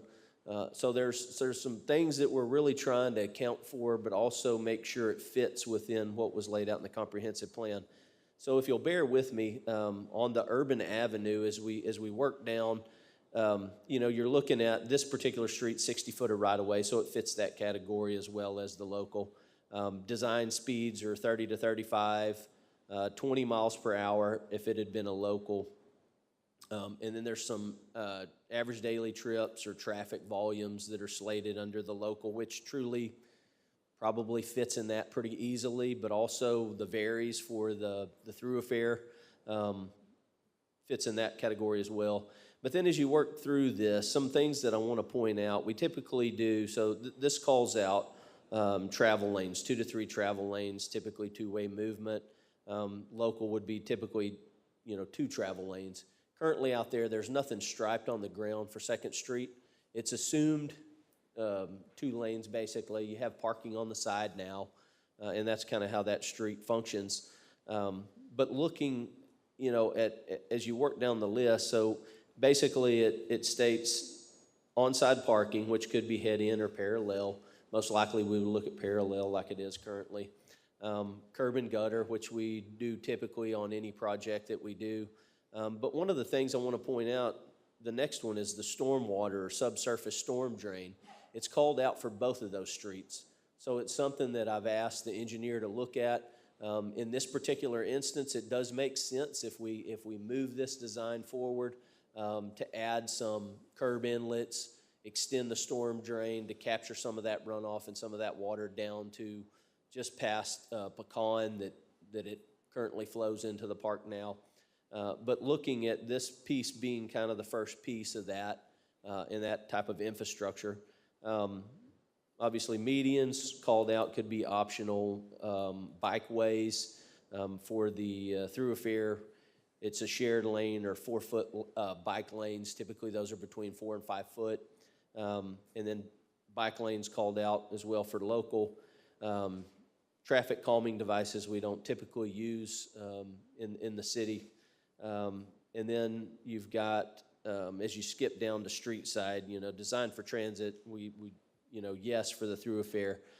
Sidewalk, and that's one thing I want to point out, is called out at 8 feet wide. And then there's not a definitive call for a local urban. Typically 5 foot is a typical sidewalk width, and that's typically what we design to, unless otherwise called out. And then you have edge zone, which is kind of a new piece of that cross section of the roadway that you don't see what we kind of have currently. So it's usually a landscape buffer alongside the street, several feet wide, could be trees, could be shrubs. You see it in a lot of downtown areas when they renovate things. So it really improves kind of the look of that. That's really a neat feature if you've got that. And then, how you go about landscaping is called out as well. So if you wouldn't mind, we'll go to the next. That way I can talk a little bit about the cross-section. So in the comprehensive plan, this is what we're really talking about. That typical suburban, urban, you see the edge zone, you see sidewalk, on-street parking, and kind of how all that functions within the roadway. And, what's feasible within a 60-foot right-of-way, may not necessarily turn out exactly like what we have in the comprehensive plan. If you have 80 foot to work with, then you have a lot more room. You can make a lot of these things incorporated into the design. And in this instance, what I did ask the engineer as we move through is to take a hard look at how does this street really fit? What can we do? What can't we do? What makes sense? Because everything, as the manager talked about earlier, as we're working through the budgets and we're looking at projects in the future, and I think everybody's well aware things are costing more every year. We've seen a big uptick in construction cost. It's like we saw with the Hostess House. Costs for construction are becoming more and more of basically, something you need to plan for in the future and put those percentage increases into and kind of plan for. If you could go to the next one, if you don't mind, Monica.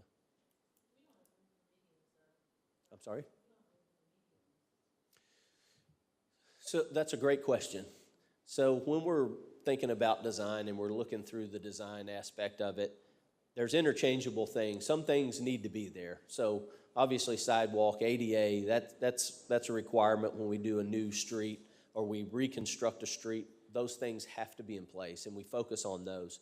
But aside from that, there's some flexibility as far as on-street parking, as far as landscape buffers, median. If a median makes sense, so there's within that design parameter, you can, based on the speed of the roadway, and you see that in downtown local areas, you'll see them shrink those travel lanes You know, whereas right now the street's wide open and it allows for people, you feel more comfortable going a little bit faster. You can shrink those lanes down. You can use medians to control that, and it brings the speed down. So there's calming traffic devices by doing that. And so there's some things we can incorporate, and I think that's really what we're kind of talking through tonight is really what does council, you know, envision how we build some of these streets out in the future. What's important? Are bike lanes more important than a parking lane? So when we get into some of these tight constrained areas, you know, what should we look for? What do we really design for? And that's this next list. And I don't know, did that answer your question, Councilwoman McKinney? This was put together by our engineer. I'd ask him to go through and see what really fits and what can we do. And basically, the sidewalk is very limited as far as the 8 foot. So if we consider this truly that urban avenue thoroughfare, to fit 8 foot in is difficult if we're still looking at parking and we're still looking at even possibly bike lanes. You know, I think the determination was, could we do bike lanes? Again, it's a give and take. Sure we could. Maybe we don't have parking there on the street, because when you think about it from a standpoint of figuring out the widths, your typical lane where you park is 7 to 8 foot wide. Then you add 5 foot to 4 foot for that bike lane outside of that. Now you have the travel lane that's typically 10 to 12 foot, and the same thing on the other side. So it adds up pretty quick. And then if you want to fit a landscape buffer in there at 3 or 4 foot, you're running out of room for the sidewalk. And so, you know, as he went through this, you know, what can we do? He's actually lined some of these things out, but I think the biggest focus on this particular project and what we can do, obviously we'll focus on-street parking if that's something we feel like is still needed, which probably is in an urban area. Parking sometimes is limited, but focusing on, I believe, you know, depending on how it's designed, we could probably fit a bike lane in there. Maybe not the landscape piece, but the sidewalk for sure would most likely be the 5 foot typical sidewalk you'd see. Now, some of those areas and some of those blocks actually have very wide sidewalks. The new depot sidewalk, I think it's 10 foot wide, 12 foot wide between Western and Pecan on the new side that's being renovated at the depot. So there's, you know, there's some flexibility, but some of that sidewalk resides on private property. And so what we can use is only in the right of way for the street. But one of the big pieces, and that's, I think, really direction-wise from council, we would like to focus on is how important is drainage. You know, how important is it to make sure every project, if it calls out for infrastructure like that. So to give you an example on this project, it would most likely be between $150,000 to $200,000 to add underground storm drain, an underground storm drain system with an outfall. You know, putting bike lanes in is a minimal cost. It's striping, very, very minimal. You know, landscaping, you think about some of these buffers that are called out in here. So if we put trees and we put, you know, flowers in that area, and then we have some grates, you know, to control those root balls for the trees and different things, you know, that's a cost, and maybe another FTE if we're maintaining that all the time. And, you know, you're looking at irrigation and all those things that you typically see with that. So I think really the ask is, you know, really what's important? What do we, you know, if we can't do everything that's on the comprehensive plan specifically, you know, what would council's direction be, or what would council like to see in the future, you know, for some of these downtown urban areas? So, you know, that's really what we're focused on now. And then one more thing I wanted to just relay is how we've managed streets in the past and how we're currently managing those streets, and what streets we kind of focus on where we're doing rehabilitation, or we're doing, you know, like we're doing this summer, our paving seal coat projects and our asphalt overlays. There's a PASER rating that we did put in place, which is a visual look at every street in town. And I know for a lot of new council members, you may or may not be familiar with that. But we talk about this throughout the year, and we actually have a scoring system. It's 1 to 10, 1 being the worst, 10 being the best roads in town. And as I always say, our Public Works teams, you know, do a great job. We probably have some of the best roads I've seen. And in fact, 26% of all of our roads are in good condition, almost 10% in excellent. We've got about 15% fair condition and only about 5% that are failed in poor condition. So that was as of when we scored those back in 2022. But just wanted to make sure, you know, a failed road such as what we're looking at on 2nd Street, there's an old, if anybody's been out there and seen the steel plates we have on the road, there's an old concrete drainage structure that was put in who knows when, beginning roughly about where the post office is, and it's failing, it's collapsing. And so that's how this project has kind of ranked up there. There's some real safety issues with 2nd Street as well as some ADA things that need to be put in place and improvements made to the roadway. The road is being designed for truck traffic, so the pavement structure will be designed to handle that for the trucks that go down 2nd Street, because really 2nd Street is where Ajinomoto typically focuses, and I will say that because the TxDOT intersection at Key has a lot larger radiuses to accommodate those truck traffic than 3rd or even, you know, as you go down to 4th. That's why trucks are really not allowed to go on 4th, even though they do. But I'll stand for any questions and would like to. Don't we have to address the drainage, because hadn't the drainage failed on, I think it's Pecan, and because on that alley behind Eves and stuff, there's some stuff that they had to fill because the drainage had failed, and it always seems like there's standing water back there. So wouldn't that be something that would have to be addressed? And that's a great question. So this particular project goes to Pecan, and it'll go up a little ways towards that alley. Currently, what we're doing, and we've incorporated into our paving plan this summer, is we're raising that alley. So you're right, there was an old grate inlet at the end of that alley by Eves. It had crushed, the old pipe and the inlet had failed.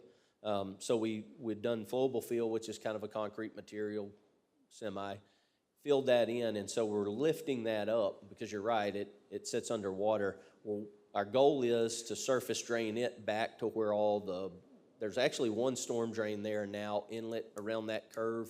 It's 2nd in Pecan, is to lift that piece of the alley up and that road to get it to drain down to that piece. But we've got to bring in more asphalt and lift that up. So our roads, or our streets crew's been working on that, building it up, and then we're going to have a final overlay that'll take it up 2 to 3 inches to get it to drain that away. So we'll surface drain that alley so that it's not ponding. That's our goal. But I think that's a great question. So, you know, it does relate, and that water does go down to 2nd. So how you capture that, what we're typically looking at when we're talking about storm drain is you work your way from Main down. You know, if you have, and then most likely we will have some bulb out kind of landscape concrete islands to fit in ramps that come out into the road more. And when you do that, you know, you allow for parking between those where the road comes out.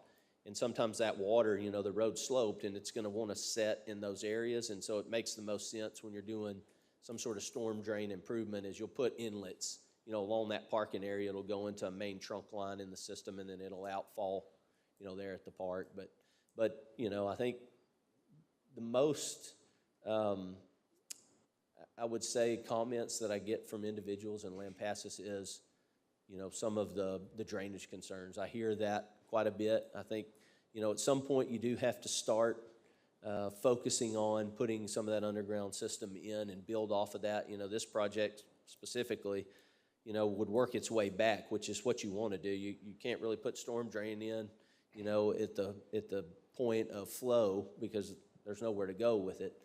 So we'd be building it from the outfall back, which makes sense on this project. You know, if we go further down the street, as we would, I'm sure, in years, and keep, you know, improving 2nd Street, you can tie into that existing underground storm drain and accommodate for that. So. Any other questions? Well, Ryan knows drainage has been a subject of conversation for the last, you know, at least 10 council meetings back, but we've got to fix that problem before we, you know, if we don't, then we're going to destroy what we built. Yeah, I would agree. So it's got to be Drainage is included in important. whatever diagrams and projects you have. Okay. I don't think we have a choice either. I mean, the drainage is definitely an issue, and there's no sense in doing anything else and building on top of it if it's not gonna drain properly. So, I'm on board with that. I'd agree. Okay. Is there any comments, bike lanes, landscape buffers? Is there anything specific that council would give any kind of direction or want to see out there on these types of projects? I think all of that would be nice. Question is, can we afford it? Right, comes in cost, yeah. I mean, fix the drainage first, and then let's see what we got left. Okay. I will say we're working and we're building, I feel like a network at some point where we have bike lanes and connectivity, and that's kind of been our focus, and I know council's focus, connecting the parks, and we've been really focused on that too, and the manager will talk a little bit about that in his discussion about the TA grants with TxDOT. So, you know, it might make sense because it would come across Second Street, so there would be some connection for bikes. So things like that where it makes sense, we're gonna try to take an approach that, you know, we can incorporate that into the design. It seems like to me, if we do a wide sidewalk and an edge zone and a bike lane, and Ajimoto's Foods uses that road for some of their truck travel, there's not a whole lot of room for all that stuff. We've got about 60 foot we could use. I think we've got 60 foot of right of way, but you're right, as you start adding more and more things to that, you're shrinking that down. And it, you know, with the truck traffic, you need to leave enough lane width for those trucks. But you also don't want to leave too much of a lane. If we stripe that road, which we need to, you want to control that speed too, even with trucks. So you've got a little bit of play on some of that, but you're right. This road specifically with the truck traffic, you kind of need to look at maybe a little bit larger lane than you would typically have, you know, in downtown where you're trying to control speed or get people. A lot of times you have significant pedestrian movements at the intersections. That's where people will cross. Where there's a stop sign, they're going to go across there. You hope that's where they go across. That's the most protected area.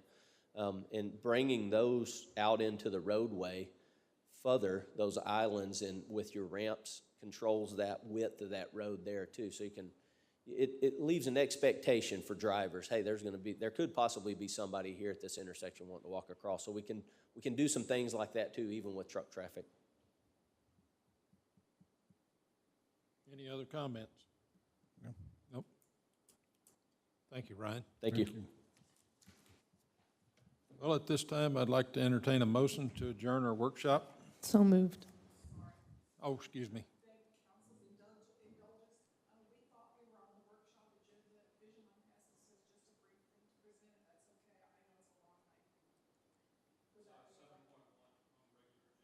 Seven point one on the regular agenda.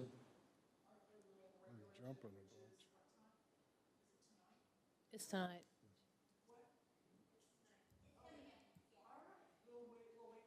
Thank you.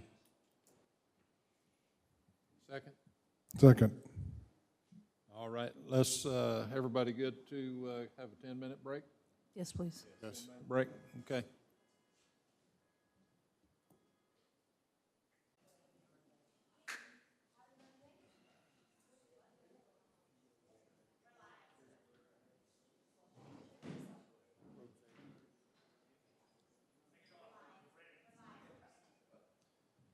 All right, let's call the meeting to order for our regular session. Chief, can you come up? Rise. Let us pray. Oh. Prayer? Prayer, okay. Let us pray. Dear Heavenly Father, we thank you for such a great community, a great group of people, a great town, and a great facility. We pray that you'll be with all of us tonight. Help us to do the best we can to make good decisions, share information, and do so it'll help the biggest group of your people, because we know that's your will. We ask that you'll be with us in safety. We ask that you forgive us of our sins, and ask that you watch over us till we can meet again. And as always, in your name, in Jesus' name, amen. Amen. To the flag of the United States of America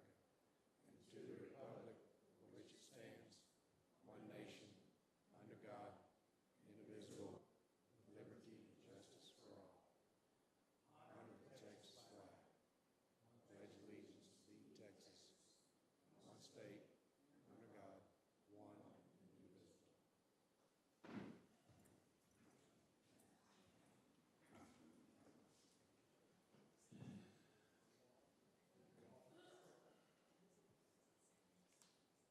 We're going to skip over to 7.1. Discussion and possible action regarding approval of Spring Hoe mural by Vision Lampasas. Two things. Congratulations to the new board. I hope everything goes well for you. And the second thing is there's a lot of heavy information, and I don't know how in the world you do it. I appreciate you more and more knowing that you have such patience with people. So thanks very much. So in saying that, I want you to know that Vision Lampasas is going to ask for a little bit of patience with our new project. And one of the things is we already did it. We usually come and ask for permission, but we have a really good excuse. Spring Hoe came to us and asked if we would be interested in doing a mural. We said yes. We don't usually say no, so we said yes.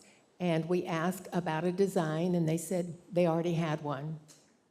That's very different for us. We usually do our own work, but we said we'd have a visit with them, and we went down and looked at it, and the design is absolutely happy. And so we've already done it. So what we're asking from you guys is permission to install. A little different, but I know you have a picture. I know you have a picture of it, and I do too. And it's really, really cute. Jo Garces did the design on it, and she is a graphic designer as well as many other things, and she did a fabulous job.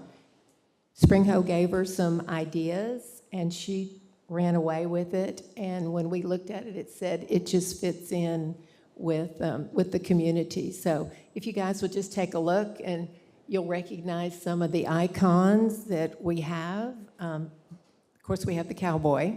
We couldn't go wrong with the cowboy. We have our beautiful courtyard, a courthouse, and it's fabulous. We've got a big old yellow star, and we hope that they'll have that lit, which would be way fun to have. We have the fish in the truck, which is probably one of the most famous, I guess, sculptures in the sculpture garden. People love that, kids love that, and it's also on there. So you all take a look, and then I'll tell you just a little bit about what their plan is. They want to unveil it before Spring Hoe. So they're planning on, in fact, I talked to them for a little bit tonight. They want to go on and do the armature. There's going to be a metal armature on their building, which will hold 4 metal panels, which we've done the design on. And then they want to have an unveiling on Sunday, July the 2nd at 2 o'clock. And that'll kick off their Spring Hoe, and they're real excited about it. Everything has been donated. The panels have been donated. The materials to put the armature up and the labor, they're going to bring in equipment, and that's all been donated by donors that are donating to the Spring Hoe event. So we donated our time and talents, and we put together a $2,000 budget, and we will have spent just about that much on it. And we always give a little dedication, and we give the mural to the town. And so we would like for permission to install it so we can give y'all something. So take a look, see what you think. I make a motion to improve the installation since we already have it made. Second. Any other questions? How big is it? It is 16 feet wide by 14 foot. 16 wide by 14 foot. It's pretty small. It's the smallest one we've ever done. And we had about probably 8 or 10 volunteers, and we did it in 8 days, which is, it's really remarkable. And another reason why we all jumped the gun and went on to do it is that the metal panels have to have a time to cure, because we used specialized paints, and they come from California, and they're just for murals. And we've done this 2 other times, and we had businesses around town babysit them, so it could be in a controlled temperature environment. And we've never done any kind of repair or anything on the 3 that have been done. So the paint's very beautiful, it's very expensive, but it needs to be babysat. And so it's in the Spring Hill building until they get ready to install. So. Anything else? All in favor? Aye. Any opposed? I guess so. Thank you very Good. much. We Thank appreciate you. it.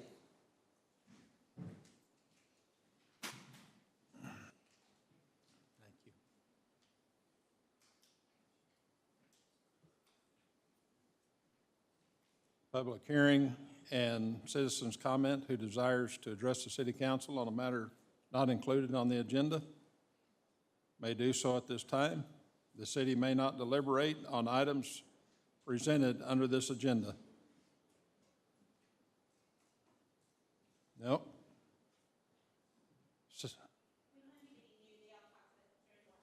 All right. So does that mean I can switch over to the minutes? Public hearing to receive citizens' comments regarding the request to amend Appendix A, Fee Schedule, Chapter 38, Fire Prevention and Protection, Article 1, Fee for Permits, Inspections, and License. Good evening, Mayor and Council. It's good to be here this evening. I'm filling in for Chief Harris. He had some unexpected things that came up today that he needed to attend to. We're going to be discussing this in public hearing. This is going to be a look at the fees that are charged by the fire department as they pertain to the fire marshal's office and what they do there. If you look in your packet there, you'll see that we're moving from our current fees, which are on the left-hand side, and these are the proposed fees that we're going to have on the right-hand side. You'll see that all these fees did increase with a couple of exceptions.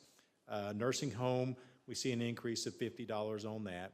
The hospital, we're going to go up $20 there. The jail would be $25. Schools, we're making an addition in there. We've always done schools before, just basically, hey, a school is a school. You can see that we've pointed out now we've had several private schools that have come into play.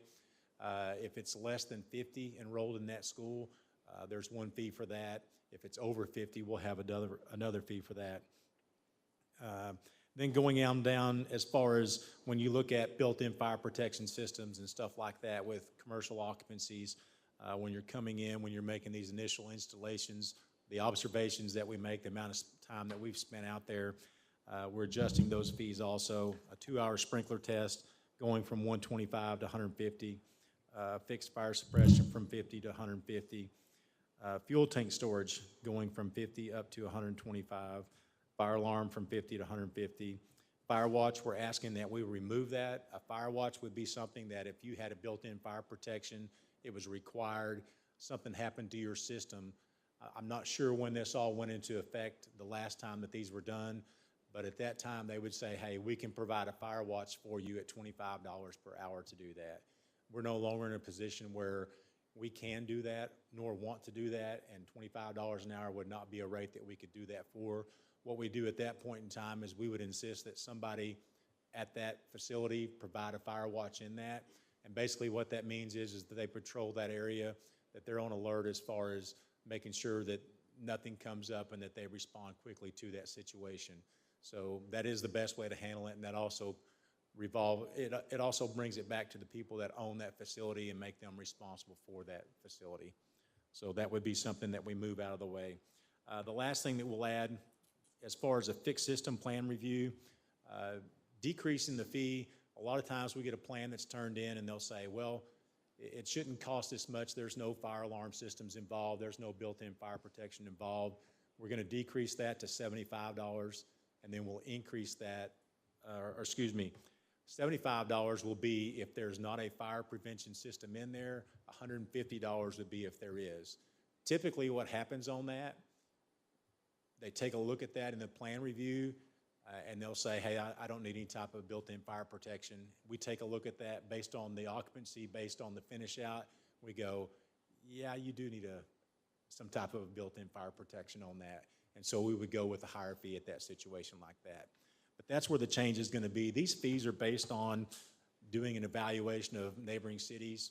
You can look on the next page and you'll see where we went through Coppers Cove, we went to Leander, what was the other one that we went to? Burnett. We looked at those cities and what they're currently charging. We looked at our rate. We looked at the amount of time that we're spending out there. This is what we feel like are appropriate cost at this time for that. There's some other language in your packet that's required to be posted in there. We're not changing any of those fees at this time. The fees that we're talking about are on this first page right here. Your comparisons to other cities are on that next page. And then following out through that, as Becky had said, those are some fees that are charged at some other times. Does anybody have any questions?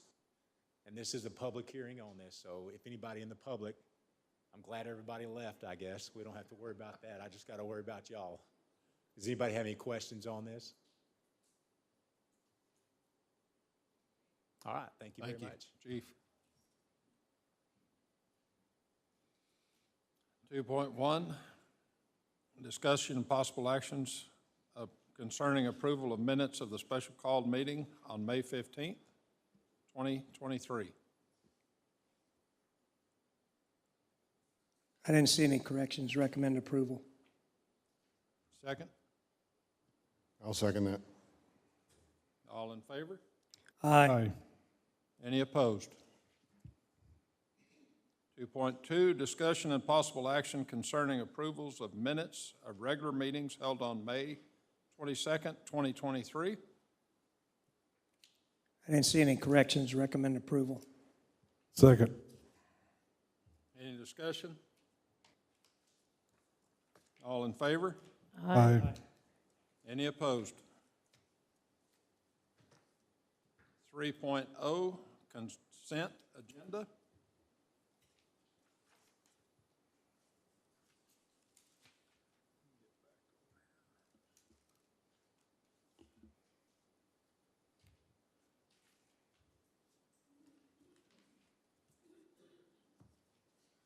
Sorry about that. Let me get to my place.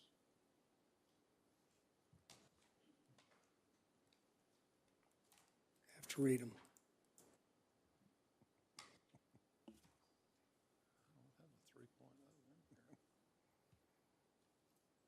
There's a pro tem. I need a pro tem to help you. You know, I don't think I have a three. Yeah, hang on. There we go. Discussion and possible action regarding purchases and charges in excess of $4,000 from May 1st, 2023, May 31, 23. Motion to approve by consent. Discussion and possible action to improve the second reading of an ordinance to approve the Lampasas County Recycling Program in the amount of $36 annually. 3.4, discussion and possible action to approve the second reading of ordinance to rezone 79.971 acres, commonly known as 1206 Mill Street and 1705 East 4th Street, as presented on the concept plat consistent with the Lampasas Comprehensive Plan. Come on. Motion to approve by consent. second. Any discussion? All in favor? Aye. Any opposed?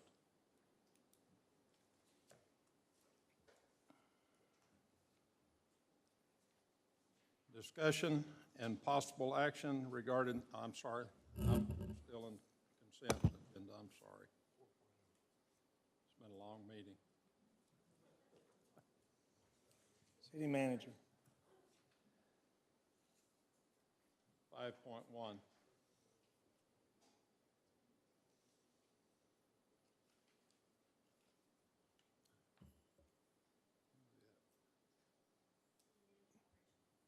Right here. City Manager's operational report. Thank you, Mayor and Council. I'll be brief in my comments. You've got some information regarding a public hearing, or excuse me, public information meeting on a 190 extension. It's well out of our jurisdiction, but I think it's, kind of interesting and topical, and would provide this information in the event you wanted to attend. It would be at Taylor Creek, June 15th from 5:30 p.m. to 7 p.m. Not really that close, but you can see how things are happening to the east of us. Appraisal District, that is included in your packet. We received that last week. Just to remind you, the process for the Appraisal District budget, they submit their budget, have a public hearing on it. They will likely take action on their budget on the 22nd of June after their public hearing. And then once that happens, the taxing entities will have, I believe, 30 days to either approve, deny, or approve by no action on that budget. And there are some, just a couple of points within there that I've noted. It's a 12.09% increase from the current budget year, but they do attribute about 8.14% of that to the previously supported software update, so that those council members that were serving at the time that they came in, I believe last year, talked about the several-year payout on their software upgrade. Hostess House, we did have a meeting with the architect this past week. We will meet again this week. We are juggling some combinations for council consideration, including just basic, can we do something with absolute no change in the footprint of the building, with the exception of maybe the stub out for an elevator shaft? Can we go back to you remember there was a minimal floor plan that they presented as a concept, and then ultimately, I think maybe taking a look at anything else we can flush out on the highest value design that was previously bid. We do plan to get rid of all the add alternates. If it's valuable enough to the project, we'll put it in the base bid, but probably not going to have, I think we had 12 or 15 add alternates in that, so I think we want to try to simplify the process. EMS report is included in your packet. We just note that there were, of the 348 total calls for service in Lampasas County, 231, which includes transfers, were within the city limits, about 64%. And the response time remains pretty respectable at 5 minutes and 5 seconds. We wanted to spend some time to try to see if there was a way we could come to some consensus on dates and times for our council workshop meeting. I think everybody felt it was important, but you also felt it was important that everybody be able to attend. We couldn't get anything done before this meeting, so we thought we'd just bring it back to you again this meeting, and like to hear from council at this time how you'd like to see, or if there are some dates and times that may be better for you. If you want us to just get on the phone and don't stop until we find a date. So be happy to, I know we've gotten some dates from some of you. Certain council member Morris is out of town at the moment. And even times during the day, if you've got an evening event, well, is it possible to start a meeting at noon? I don't want to encroach on your working time, but we're open to any and all options that council might provide us.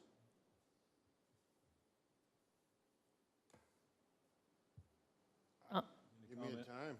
Yeah, I was going to say, I'm going to be out of, I'm open. I mean, yes, I have constraints within my schedule, but if everybody can kind of come up with what dates are going to work for them. I'm out of town from June 16th through July 2nd.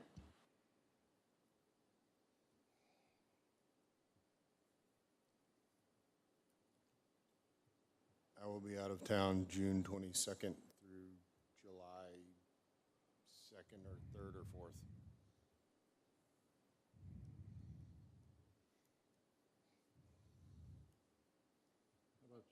How about you? I can meet whenever. I could have met June 5th. Yeah.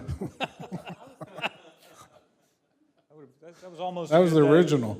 That was almost a good day. Yeah, it was almost.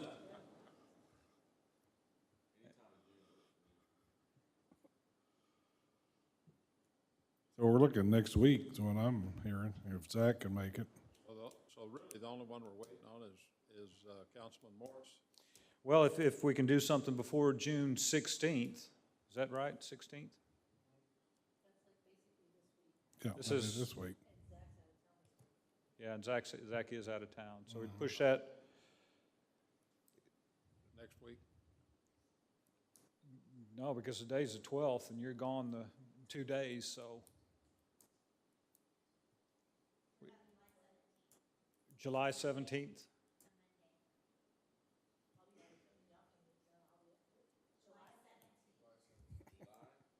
Are you still be out of town?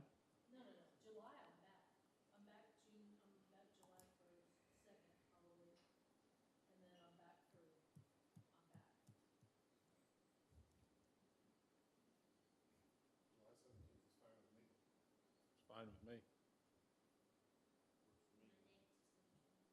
It's an in-between Monday, which works, might be able to take care of a little budget stuff too.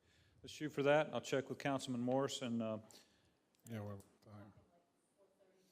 yeah, I would think we'd start 4 if we could and meet over at the New Hope and Historic Colored School.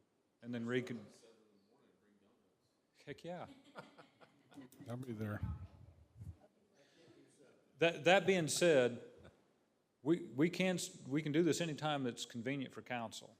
And if that's at 3 or if it's at 8 in the morning or 7 in the morning, we can do that too, so. Okay, so later, okay. All right, very good. That gives us a good direction. I appreciate it, council. Summer reading program, just wanted to pass on. We got some great participation. Shanda and her group and all her volunteers do a tremendous job. 136 youth participating. We have about another 36 adults in attendance and assisting. Teen program kicked off. Good things are happening at the library. Ryan did submit for the Transportation Alternatives Grant through TxDOT, and basically looking at western to north for some pedestrian and bicycle enhancements, as well as from north up to Nix Road. At least tentatively, TxDOT estimates awards will be published this fall.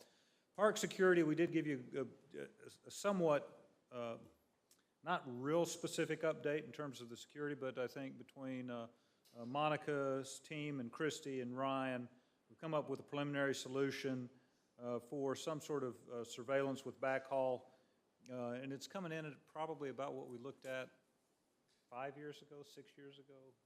Yeah, in that range. And we certainly can talk more specifically about that at a future date.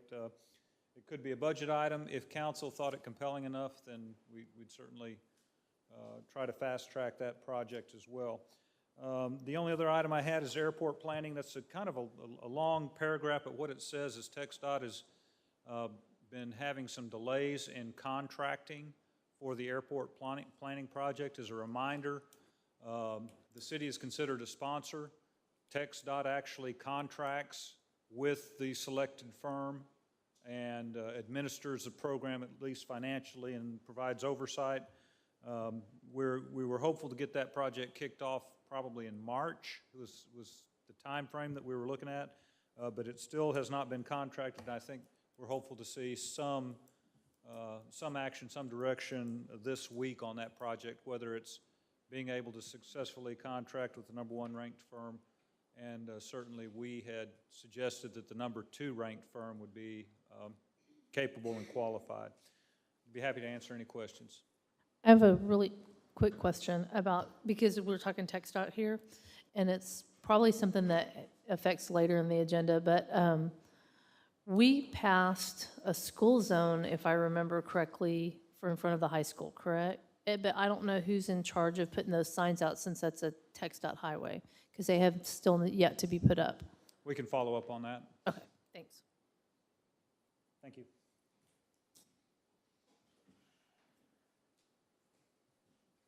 All right, we'll jump down to 7.2.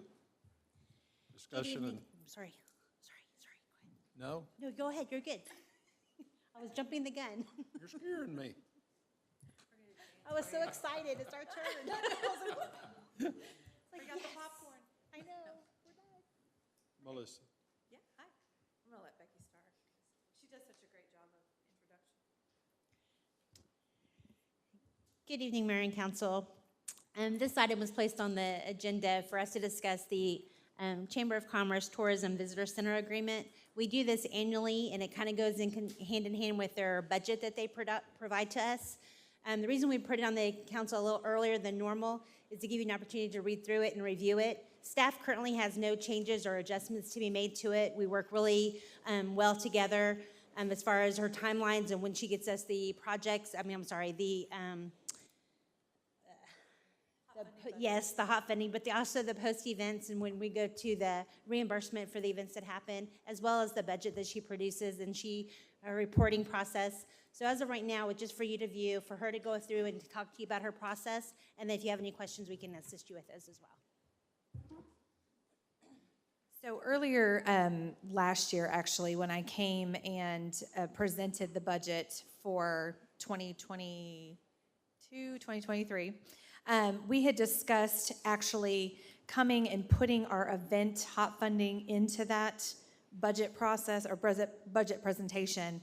And so it was approved by the previous council that when I do the budget here in the end of July, that our hot funding budget that I normally come present prior to each event will actually be wrapped into that budget process to eliminate having to come multiple times. And so that'll be the first time that we do that. So I'm going to go ahead and present that. And then if you have any questions at that time, we can address that and tweak it as needed. But just to expand upon what Becky had said, this agreement is essentially the visitor center agreement. So by presenting this agreement with the city, in conjunction with the city, it just provides explanation as to what the expectation is of the Chamber of Commerce actually serving as the visitor center and the city as far as reporting deadlines, budget presentation, and then all of the promotion and marketing that goes into promoting the visitor center and Lampasas as an entity and destination. So as Becky mentioned, we haven't made any changes to that aside from how the budget is presented and how many times I come in front of council each year. So, is there any questions that anybody has? Okay. All right, well, I look forward to coming to see you guys at the end of July, at which time I will present the budget with explanation and then also the hot funding for the future year 2023, 2024. All right, thanks, guys. I make a motion to approve the Lampasas County Chamber of Commerce Tourism Visitor Center Agreement with the City of Lampasas for FY 2023-2024. Second. Any discussion? All in favor? Aye. Any opposed? 7.3. Discuss and consider the selection of the winner of the website photo contest entry. Mayor and City Council, there were 3 photo entries for the month of May.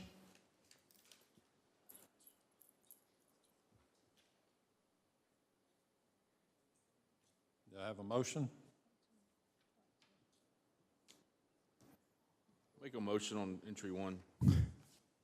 Second. All in favor? Aye. Aye. Any opposed? Nay. I like to. We wanted the birds.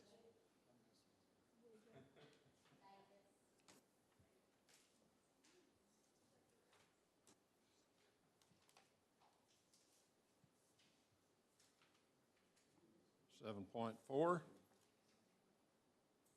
Discussion and acknowledgement of the FY 2024-29 Capital Improvement Program Committee Report.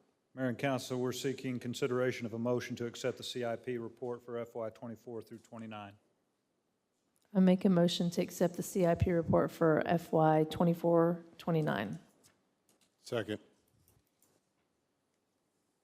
Any comments, discussions? All in favor? Aye. Any opposed? 7.5. Discussion concerning potential increase in wholesale treated water rates related to the capital expenditures. Mayor and Council, this is placed on your agenda primarily as a report and discussion item related to the Central Texas Water Supply Corporation capital needs and funding recommendations that they made to their board on June 6th. I sit as your representative to that board, and one of the things that they talked about was making sure that we could get some feedback from the other water boards and councils related to the needs that they expressed. Over the course of several months, Central Texas staff and Long Range Planning Committee have identified some critical needs as they relate particularly to Lampasas and Kempner Water Supply Corporation. And they are primarily dealing with 6 raw water pumps at the old water plant, which is the Lake Cliff Water Plant, and I think, Councilman Williamson, you've been to the Lake Cliff, you've been to the Lake Cliff Water Plant. Correct, and that plant serves primarily the western customers, including Kempner, or Lampasas, who gets their water delivered through Kempner. One of the means that they discussed to upgrade and rebuild some of their raw water pumps was the possibility of a surcharge to all their customers. And that would be typically a 2 to 3 year surcharge. They had talked about 25 cents increase per 1,000 gallons. We've been very transparent and worked with their executive board and basically said our contract does not allow a surcharge. But one thing that they've decided to do now is take their capital contribution, raise that by 10 cents per 1,000 gallons, and then have a surcharge of 15 cents. So we always pay that capital contribution per 1,000 gallons. Currently, it's about 10 cents, a little over 10 cents? A little over 10 cents a 1,000 gallons. And they would like to raise that another 10 cents per 1,000 gallons, as well as do a surcharge for 15 cents. And so what I'm doing is the message I'm telling you is they have compelling needs. Even if we took the position that we would protest any change, we're 1 vote out of 20. And I think that this makes sense for Central Texas in terms of the health, particularly of that plant, those raw water intakes, and their ability to continue to be financially healthy. At this time, I do not plan to protest the 10 cents. We would not be subject to the 15 cents surcharge. I wanted to relay that to you and give you the opportunity to give me any feedback. But at this point, even if we did protest or vote no, the board could still approve that increase. So do other groups not have the same contract where they have to pay the surcharge, but we don't? Correct. There Okay. are different contracts.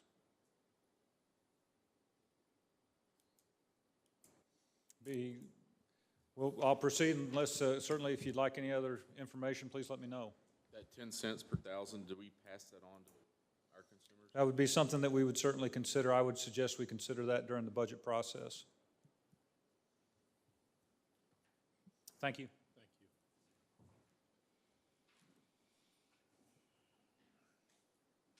you. Discussion and possible action regarding street closure in support of the Rockin' Rides and Smoke and Swing Car Show to be held on July the 9th, 2023 at the Lampasas County Square. Mayor and Council, thank you. If you'll recall, you've previously blessed the Spring Hoe Festival. As part of that, and on the brochure that they brought to you and talked about, on Sunday night, July 9th, or Sunday afternoon, locals Andy Fish and Debbie Reynolds are going to host a car show in conjunction with Spring Hoe on the square. They've got, as you'll read, about 4 clubs already. I believe a Ferrari, a Porsche, a Model T and A, and a Corvette, possibly others, that have already committed to come that afternoon from noon to about 4 is the official time. So they would like to close parts of the square, and this is almost, if you look at your map, is exactly what we do for the dance on Friday and the dance for Saturday. Except, we'd like to leave open Pecan Street over here in front of the Dollar General area. To my knowledge, they're the only business that will be open that evening, and they do have quite a bit of traffic, but I don't think it'll hinder the car show. I still think there'll be plenty of room. So I've discussed this with Mr. Fish, talked to Patrol Lieutenant Montgomery, and we met with Springho as well. This shouldn't be a problem. We'll double check that there's not going to be any other businesses prior to that this would concern, and it shouldn't be an issue. So at Western Street, so no one can continue from this corner right here with where the City Hall is located, that direction, behind the bank, but leave the alley open so you can access their back parking lot. There by Dollar General and Eves, you'll still be able to use Pecan to go in front of and park in front of Dollar General on both sides. And then, of course, 4th Street won't be touched as well. So we'll have cones around the south side and the east side of the square out in the areas where the streets are. So no one can enter the area, but they'll still be able to park up next to those cones, but we'll have the whole inside of the parking lot available for the car show. It shouldn't be an issue, and we'll work with the streets department to get the conage out and picked up and cleaned up, and Patrol will be able to set up and take down, and streets will pick up the stuff later. I don't see it as any problem. It should be easy to do and easy to manage, and we've done these things before. I'll make a motion to approve the street closures from 9 a.m. to 5 p.m. in support of the Rocket Rides and Smoke and Swing Car Show to be held on July 9th, 2023 at the Lampasas Courthouse Square. Second. Any discussion? All in favor? Aye. Any opposed? Thank you. Discussion and possible action regarding the approval of fixed rate from Waste Connection City of Lampasas solid waste provider for 30-yard roll-off trash containers for April 2024 solar eclipse event in the amount of $712.33 per container, plus $34.29 per ton of waste. Good evening, Mayor and Council. As you know, staff has been working for several months over preparing for the solar eclipse event. At one of the last meetings that we held, that you wanted to go ahead and direct us to go ahead and start locking in some of these rates that we need, that we know to fulfill our obligation for the community. One of them was Waste Connections for roll-offs. We have additional ways of getting rid of the solid waste. So as being our contract, I went out and talked to them about how they can provide us with either 30 or 40-yard roll-offs. They were able to accommodate by giving us 30-yard roll-offs at an amount to be determined as far as how many we need, probably 5 or 6, maybe 10. It just depends on how we're going to place them throughout the city. But they have locked in the rate of the $285.79 for delivery, $428.68 for the haul rate, and then $34.29 per ton, and then the rentals per day at $686. I haven't exactly finalized of when they're going to drop off and when they'll pick up, but we'll just work that out as it gets closer and where we're going to actually place them throughout the city. So at this time, I'm just asking for council to make a motion to approve the fixed rate from Waste Connections, City of Lampasas solid waste provider for 30-yard roll-off trash containers for April 2024 solar eclipse event in the amount of $712.33 per container plus $34.29 per ton of waste. So moved. Second. Any discussion? All in favor? Aye. Any opposed? Thank you. 7.8, discussion and possible action regarding the approval of fixed rates to lease 15 two-way radio battery chargers and earpieces in the amount not to exceed $1,200, which includes shipping charges from Aerowave Technologies. So again, this item was placed on the agenda to secure rates for two-way radios as the city prepares for the solar eclipse event in April of 2024. The two-way radios will be used as needed for essential and non-essential staff in case of limited or no cell or internet service. We went with this company. This is the one that Springho uses every year, so they had a good working relationship. I reached out to them to get me a quote as well. So this is where we are today, just trying to lock in some alternatives for communication among staff, whether it be here at City Hall or out the field. It just kind of depends on what our availability is. But we wanted to go ahead and consider a motion to approve the fixed rate to lease 15 two-way radios, batteries, chargers, and earpieces in an amount not to exceed $1,200, which includes shipping charges from Aerowave Technologies. So moved. Second. Any discussion? All in favor? Aye. Any opposed? Thank you very much. Thank you.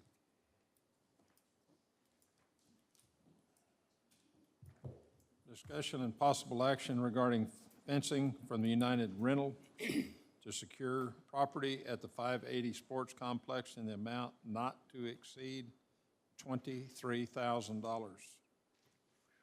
Mayor and council, I gotta be honest with you, when I first realized that 580 was being looked at as a designated area for this viewing, I just about lost my mind because I want to protect the city's investment and I know what would happen with thousands of people out there. So we've got approximately 16 acres that are irrigated. We've got 68 zones, I believe, in these areas that are unprotected. We've got over 70 valve boxes in these areas that are unprotected. So I think it's paramount that if this is going to be a designated area, we have to protect this. Not only our fields, but everything that's irrigated out there. The irrigation, the entire asset. So. I'll make a motion to approve the quote from United Rentals for fencing in an amount not to exceed $23,000 to protect 16 acres of irrigated property at the 580 Sports Complex during the solar eclipse event in April 2024. Second. Any discussion? Is that, $23,000 seems like a lot. Is that normal for temporary fencing? No, it is normal, yes, but it seems like a whole lot until you consider that we just spent $40,000 to repair our irrigation out there, so. What is the temporary fencing? What are we talking? It's 12-foot panels, no-climb panels. They're 12-foot long, 6 feet tall, held down by sandbags, because we don't want any stakes driven in the ground, again, to protect our irrigation, so. Okay. It's the same, I don't know if you visited the skate park while it was under construction, it's the exact same fence that was around that. And the area that we're protecting, mainly the soccer fields? Soccer fields and all the common areas that are not under fencing. The only thing that's fenced is the softball fields, but Yeah. all of the common areas, the medians, be the east side of the road or the parking lot as you drive in, all of that's irrigated, and all of that has valve boxes and irrigation everywhere, so all of that would need to be protected. And obviously, the 580 side is already protected with the pipe rail fence. So. And baseball fields, you're not going to get on the baseball fields. We're not going to let them on any of them. And our biggest concern is somebody driving out there, Yes. essentially. Yes. And they will. If we don't protect it. Yes, I agree. They would still be able to like walk out there and do the viewing. We could, potentially we could have walk-through gates where they could walk out onto the fields, but I believe that NASA is interested in using that concrete platform up there by the concession stand to set up their telescopes and things. So we would, if they come, if they actually are going to be there, we would want to keep them protected as well, so. Why don't we make them pay for some of that then? Have we asked? We have not asked. But it's something we can do, I mean. When we pay we them. can look into it. So.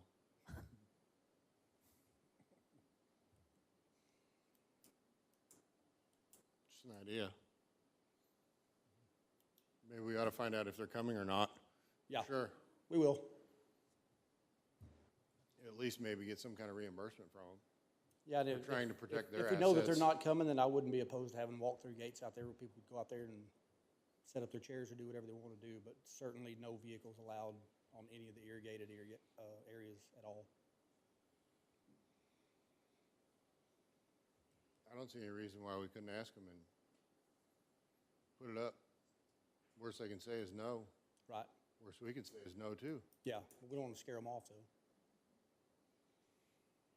Okay. All right, staff, do you have that to ask that question? Okay, all right. All right, all in favor? Aye. Aye. Any opposed?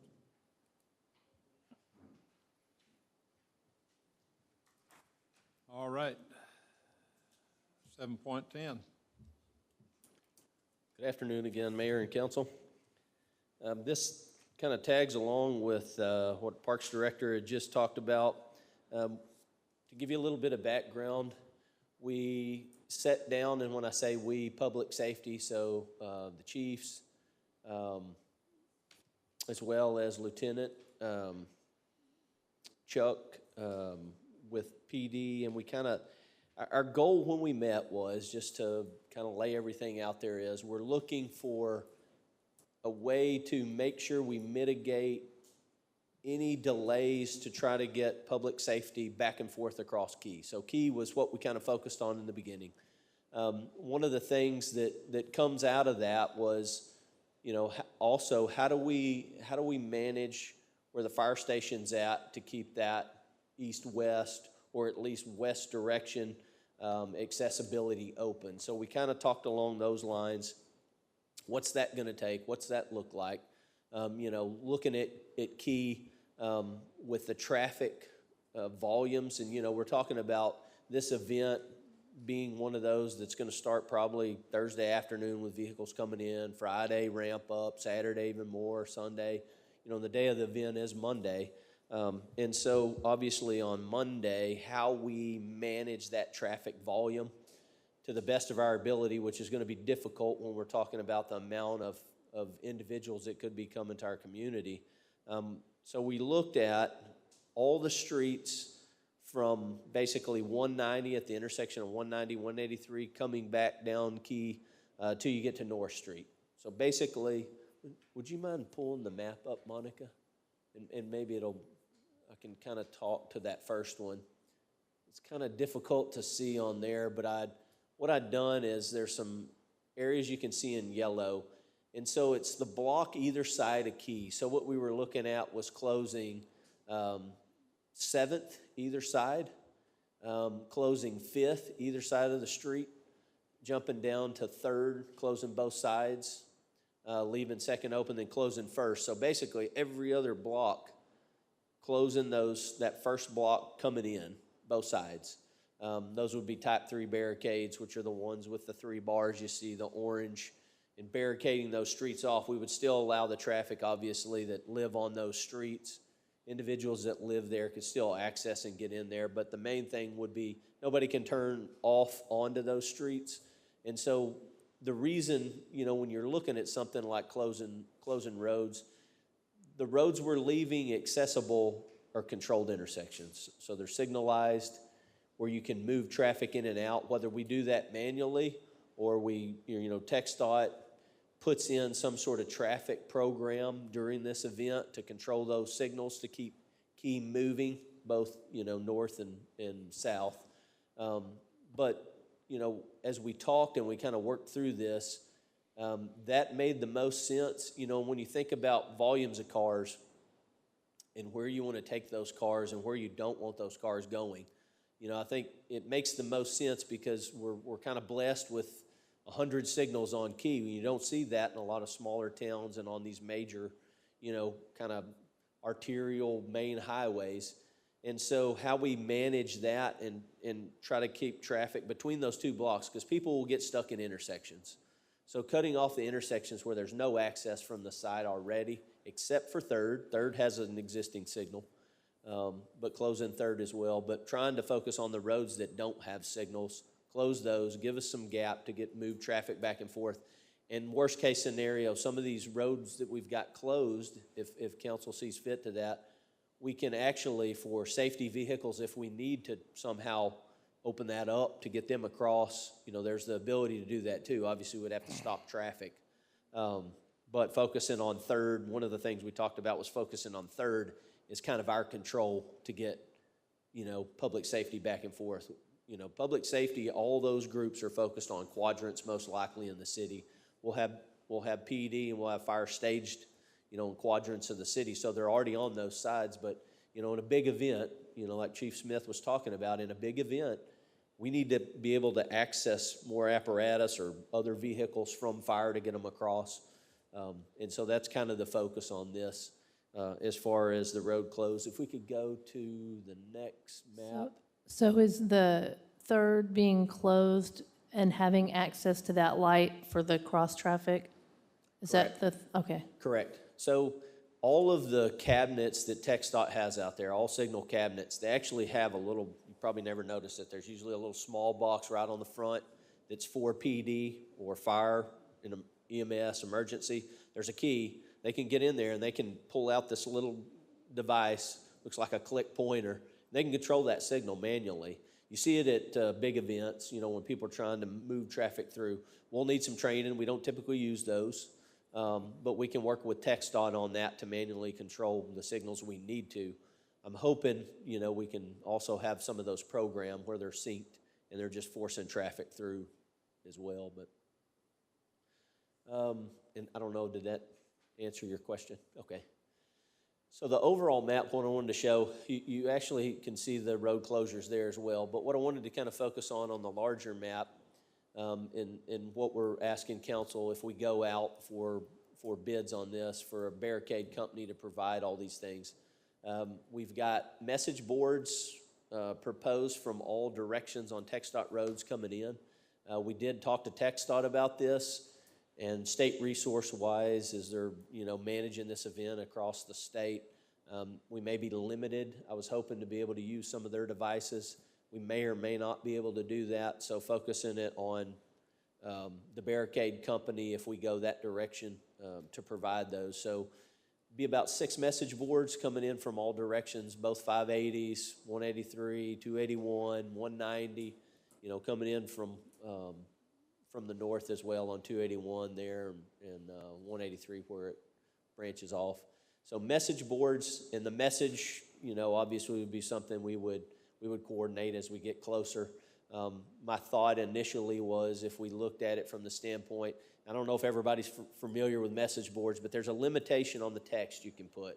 There's a limitation on what drivers can read and that amount of time it takes when they see it till they pass it. So you've got 3 lines on a message board. I think there's 15 characters on each line. So, you know, for more information, you know, might flash on the first screen and then tune in to 960 AM or whatever if we have the ability to put some information out on a radio AM station here for traffic coming in, especially the day of the event.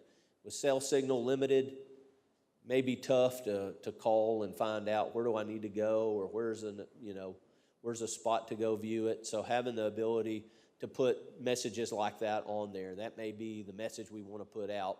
We can talk through that as we get closer.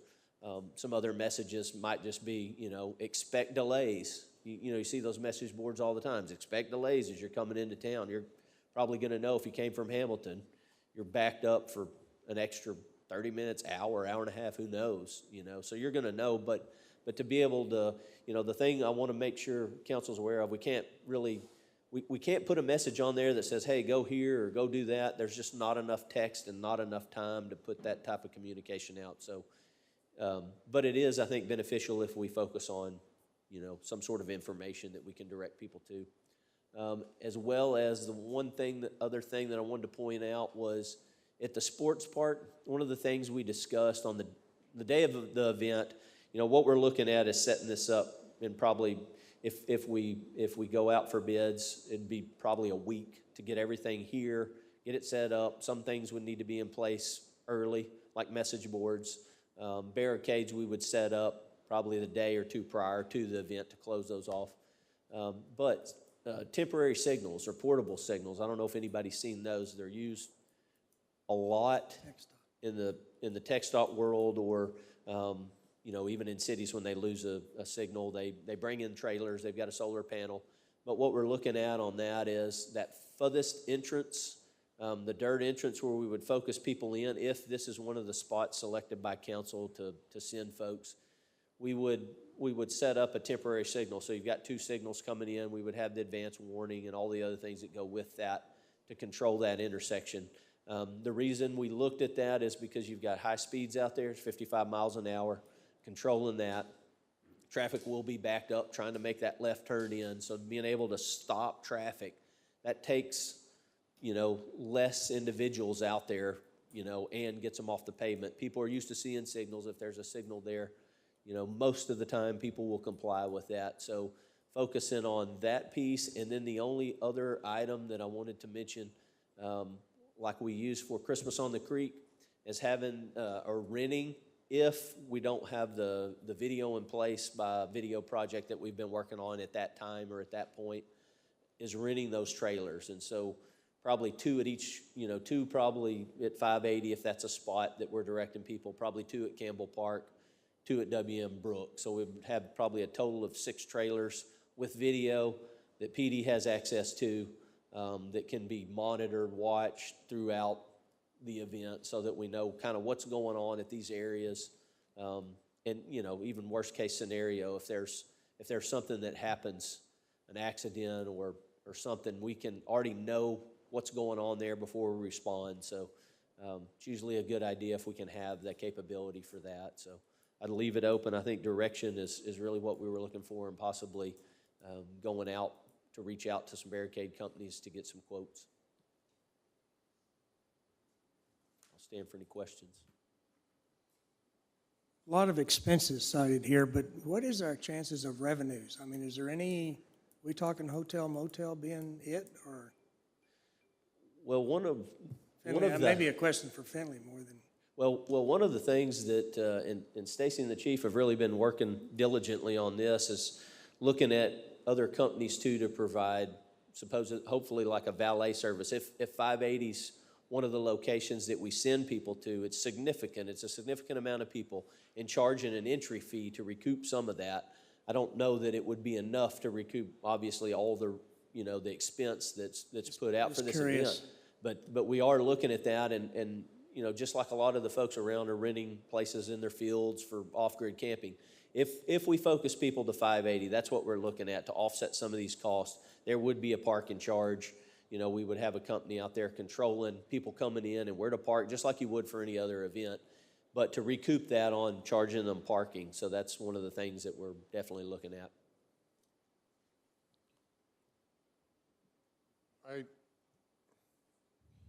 My initial thought on this was closing roads and restricting access didn't seem to improve flow. After your explanation, I now understand what it is that you're trying to achieve. And just to make sure that it's clear in my head, we're trying to restrict the flow so that we can have emergency access. That's the purpose, is so that emergency vehicles will be able to cross at, say, for example, at 3rd Street. That's correct. Okay.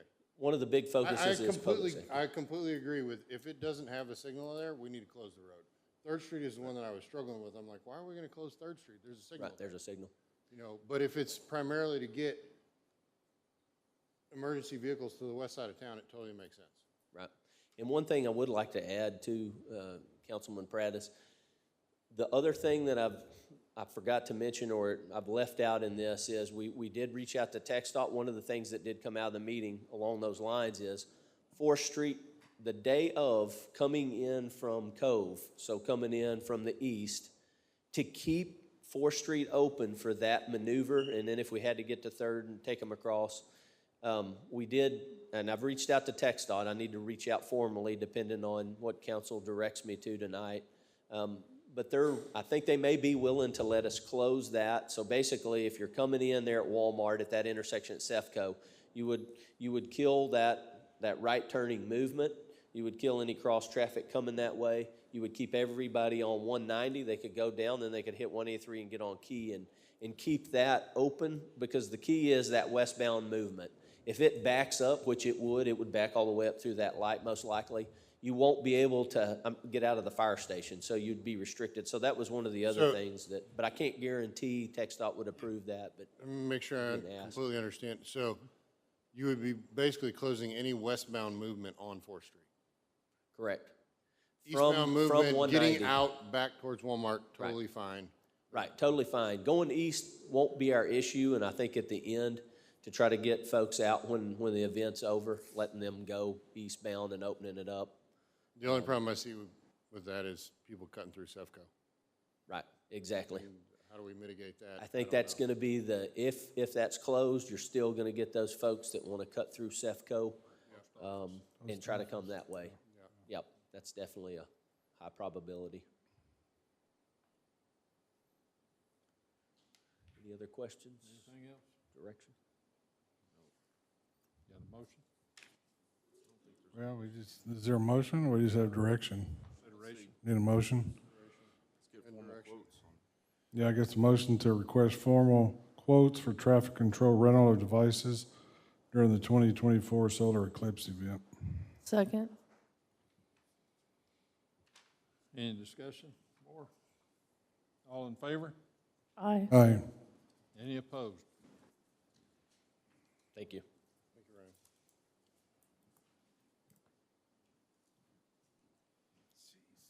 Discussion and possible action to approve the designated areas as viewing spots for the total solar eclipse event to be held April 8th, 2024.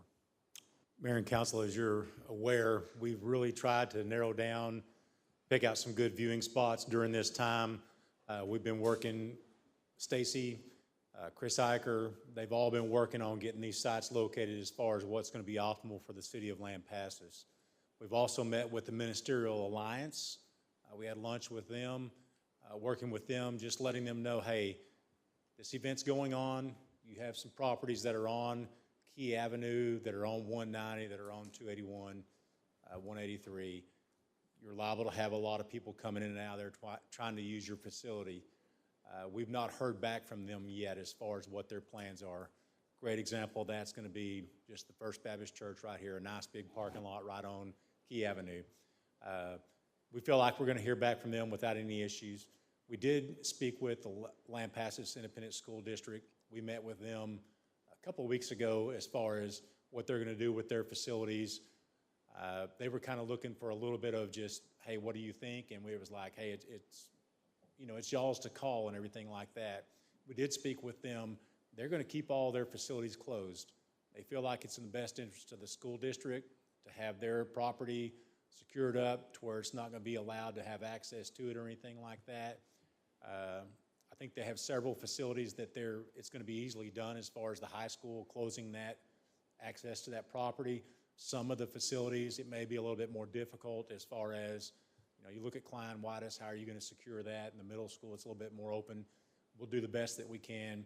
I know that the police chief has a plan as far as how he's going to divide up his people and how he's going to place his people in there. But that's where we stand with that. But tonight, what we wanted to do was give you a list of what we have for the city of Lampasas, what we've identified for viewing sites. The following areas have been identified as viewing sites for the solar eclipse event in April 2024.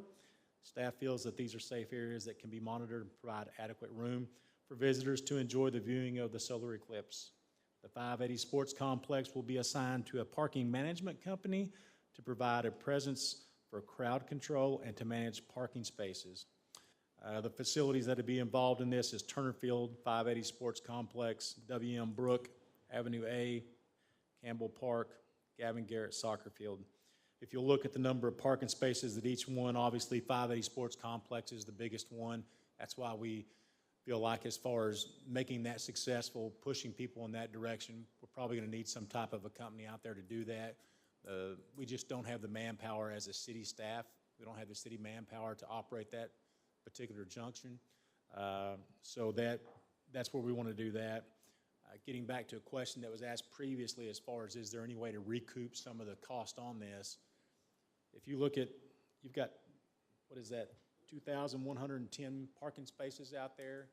I don't know what fee you want to set on that, but you can set that fee to park out there. They can collect it at that time. You could do that ahead of time by way of internet sales. That's where you're going to be able to recover some of your cost on that. Regardless of what fee you set on that, you're probably not going to recover the entire cost that we're going to spend on this. I wish I could bring you something that said, hey, yeah, we're going to make money on this, but can't do that at this time. But anyways, you see the numbers there. If at this time you could consider a motion to approve the designated areas that we've identified as staff, we would sure appreciate that. I'm sorry?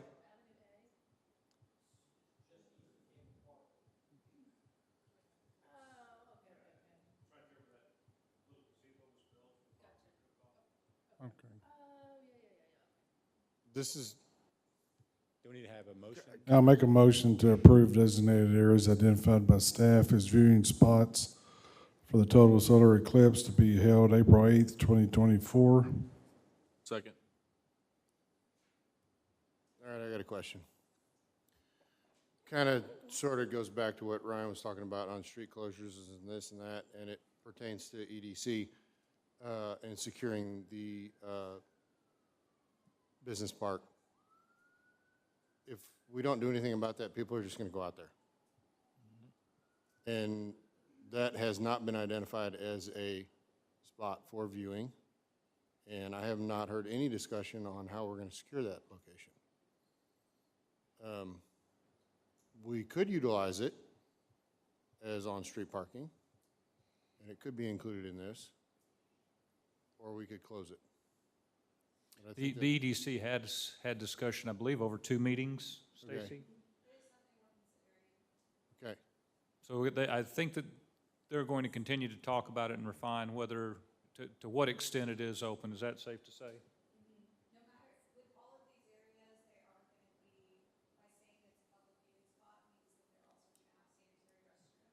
Okay.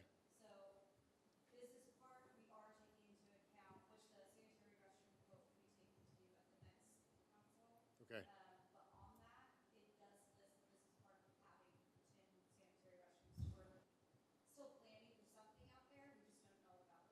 Okay, I just felt like it was missing off this list. And to your point, Chief, on the parking, $20 per vehicle, $56,600. So you would recoup some. Oh, yeah. $50 a car. 50, we can bump it up? Okay. We're getting into herb prices? As far as what rate to set on that? There's $100,000. Yeah. I think the main thing on that is we need to be consistent across Yes, areas. We set a rate and we say, this is what it is, it doesn't matter where you park. yes. But if you have that, but, yeah, we were only talking about using that company at that one with the 2,000 spaces. So you would have to have, if you're going to charge at every spot, you'd have to have someone. Correct. Yeah. You have to have a moderator, somebody there. The way that this is laid out, we're only staffing this with extra people at 580 Sports Complex. That is where you would have somebody that you could collect those fees for that. The other parking spaces, you'll see that there's not many of them available, and they're too readily available that we feel like we can park those off or barricade those off or anything like that. We don't have the manpower to it. But as far as bringing in some type of a company like we did at 580 Sports Complex to manage 60 parking spaces, it's really not cost productive. No. So the one place that we would be charging to park would be at the 580 Sports Complex.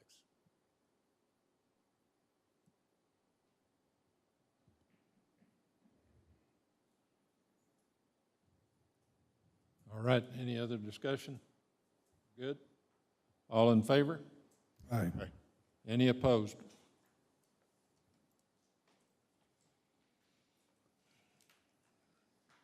Discussion and possible action regarding the purchase of a John Deere 3032E utility tractor for the Parks Department was budgeted in the year 2023 budget cycle in the amount of $25,000. Mayor and council, obviously, this was a budgeted item for 22-23. When I got the quotes for the budget in 22-23, the tractor was just under $24,000. That's why I budgeted 25. It's now gone up to just about 27. So it is a couple $1,000s over budget, but I'm confident we'll save some money in some other line items that'll make it wash. So.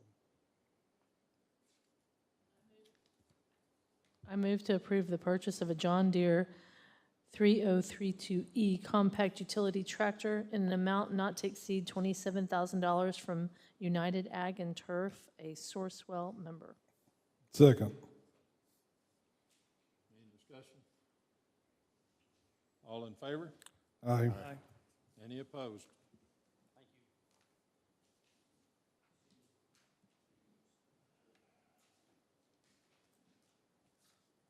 Chief. 7.14, discussion and possible action regarding approval of resolution by the City of Lampasas authorizing participation in a coalition of similar situated cities in connection with the statement intent to change the rate of the CGS, City Gas Service, and rate PT Pipeline Transportation of Atmos Pipeline, Texas Field on or about May the 19th, 2023, authorizing participation in related rate proceedings, authorizing the retention of a special counsel, requiring the reimbursement of municipal rate case expense, finding that the meeting complies with the Open Meetings Act, and making others finding and provision to subject. Mayor, if you don't mind, I want to go back to 7.13 real quick. This was discussed during the public hearing, and I'm asking for a consideration of a motion to approve the first reading of an ordinance to amend Appendix A, Fee Schedule, Chapter 38, Fire Prevention and Protection, Article 1, Fees for Permits and Inspections, License as presented. So moved. Second. All in favor? Aye. Any opposed? Thank you very much. We didn't do that. We didn't do that. We just now did it. Okay.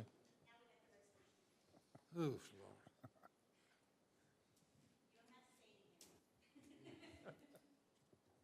Is it all right to carry on, Mayor? Yes, sir. Okay.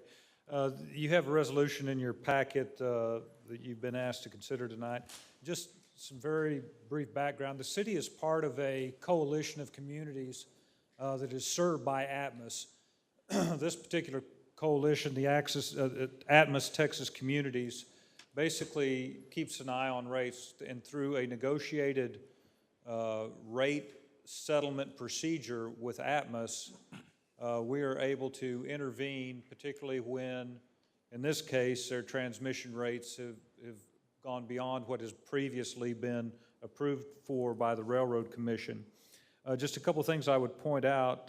The resolution does allow us to intervene. It allows us to use the Atmos Texas Community Legal Counsel, Alfred Herrera.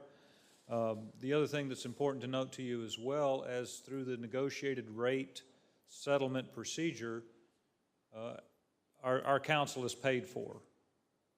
Atmos actually pays for our attorney for this. So we would simply ask for a motion as recommended on the summary page, and I'd be happy to answer any questions. This typically comes up, councils, and some of you that have been on for a few years have seen this probably maybe once a year, once every other year, when a rate gets proposed that we intervene on.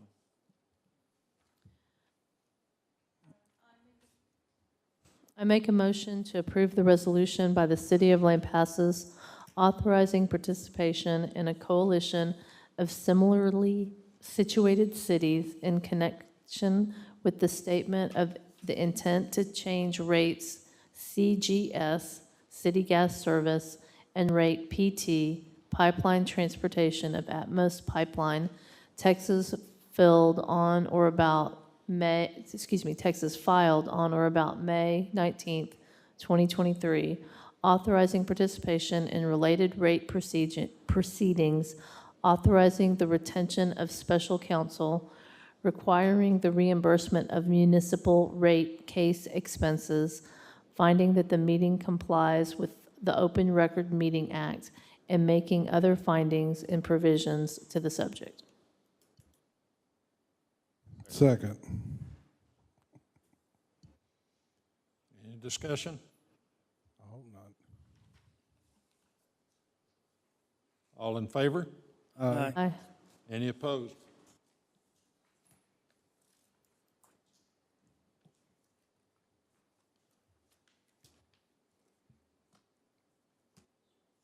Mayor, Council. Mr. Ryan?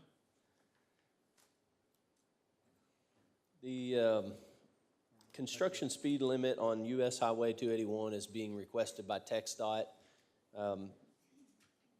This particular project is slated to potentially start off September timeframe, hopefully. I know that's still tentative on TxDOT's behalf, but there's actually a map in here. If I could get to 195. Monica, is that one? I didn't know if it's a couple down. That's the one. So basically, as you're coming in on 281 from Burnett, they're dropping the speeds. That first speed as you come in is 75 miles an hour currently. The request is to change that to 60 miles per hour, so they're dropping 15 miles an hour. And then as you get past that, closer to the high school, it starts dropping 10 mile per hour at each speed limit until you get to basically approximately Naruna Road, where they're going to drop it from 35 to 30, so dropping it 5 miles an hour. This is a pretty typical standard practice for TxDOT. They like to always have the city's approval, then it goes before their transportation commission. They'll approve it. That makes it regulatory, and they can enforce that. We can enforce that from the city side as far as speeding once it's approved. So I'll stand for any questions or comments. Any questions?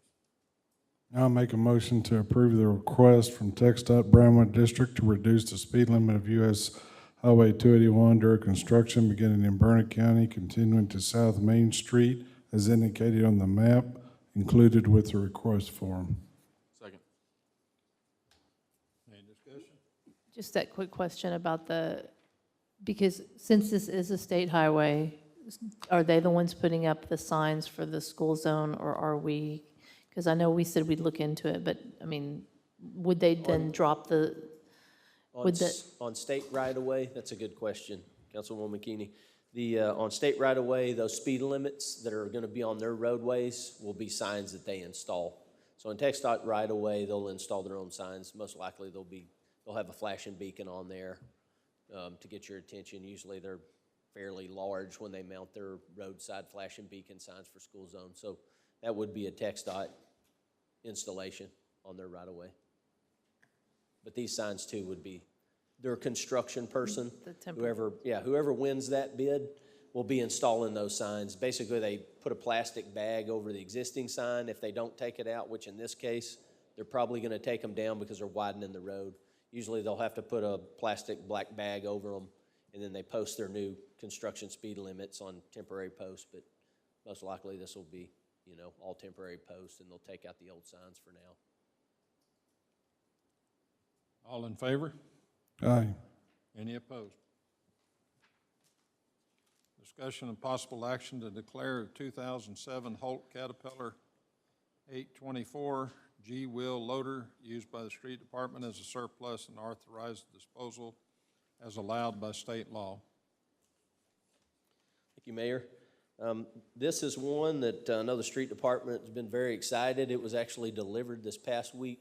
And that's why we're asking to go ahead and put this out for procurement or actually sale on Gov Deals. It's basically, it'll work through the bidding process, and it opens it to the public where anybody can go bid on this piece of equipment. Also in the packet, it kind of has a breakdown of the things. We had Holt Cat, just for your knowledge, come look at that. A lot of times, just like we sold, basically when we turned the grader back in from the lease, we sold that back to them, and we're paid for that. Similar in this scenario, they've basically looked at it, given us a value. Here's the issues, and so we've included that, which will be included in the Gov Deals when you put it out there for bid as well. But yeah, it was time to replace it. It had some needs, and we have the new one, so we're ready to go. I'll make a motion to declare the 2007 Holt Caterpillar 824G wheel loader a surplus and allow staff to dispose of as state law allows. Second. Any discussion? All in favor? Aye. Any opposed? Thank you. Thank you. Now I'd like to make a motion to adjourn. Second. Everybody? Negative. Motion carried. Let's go home.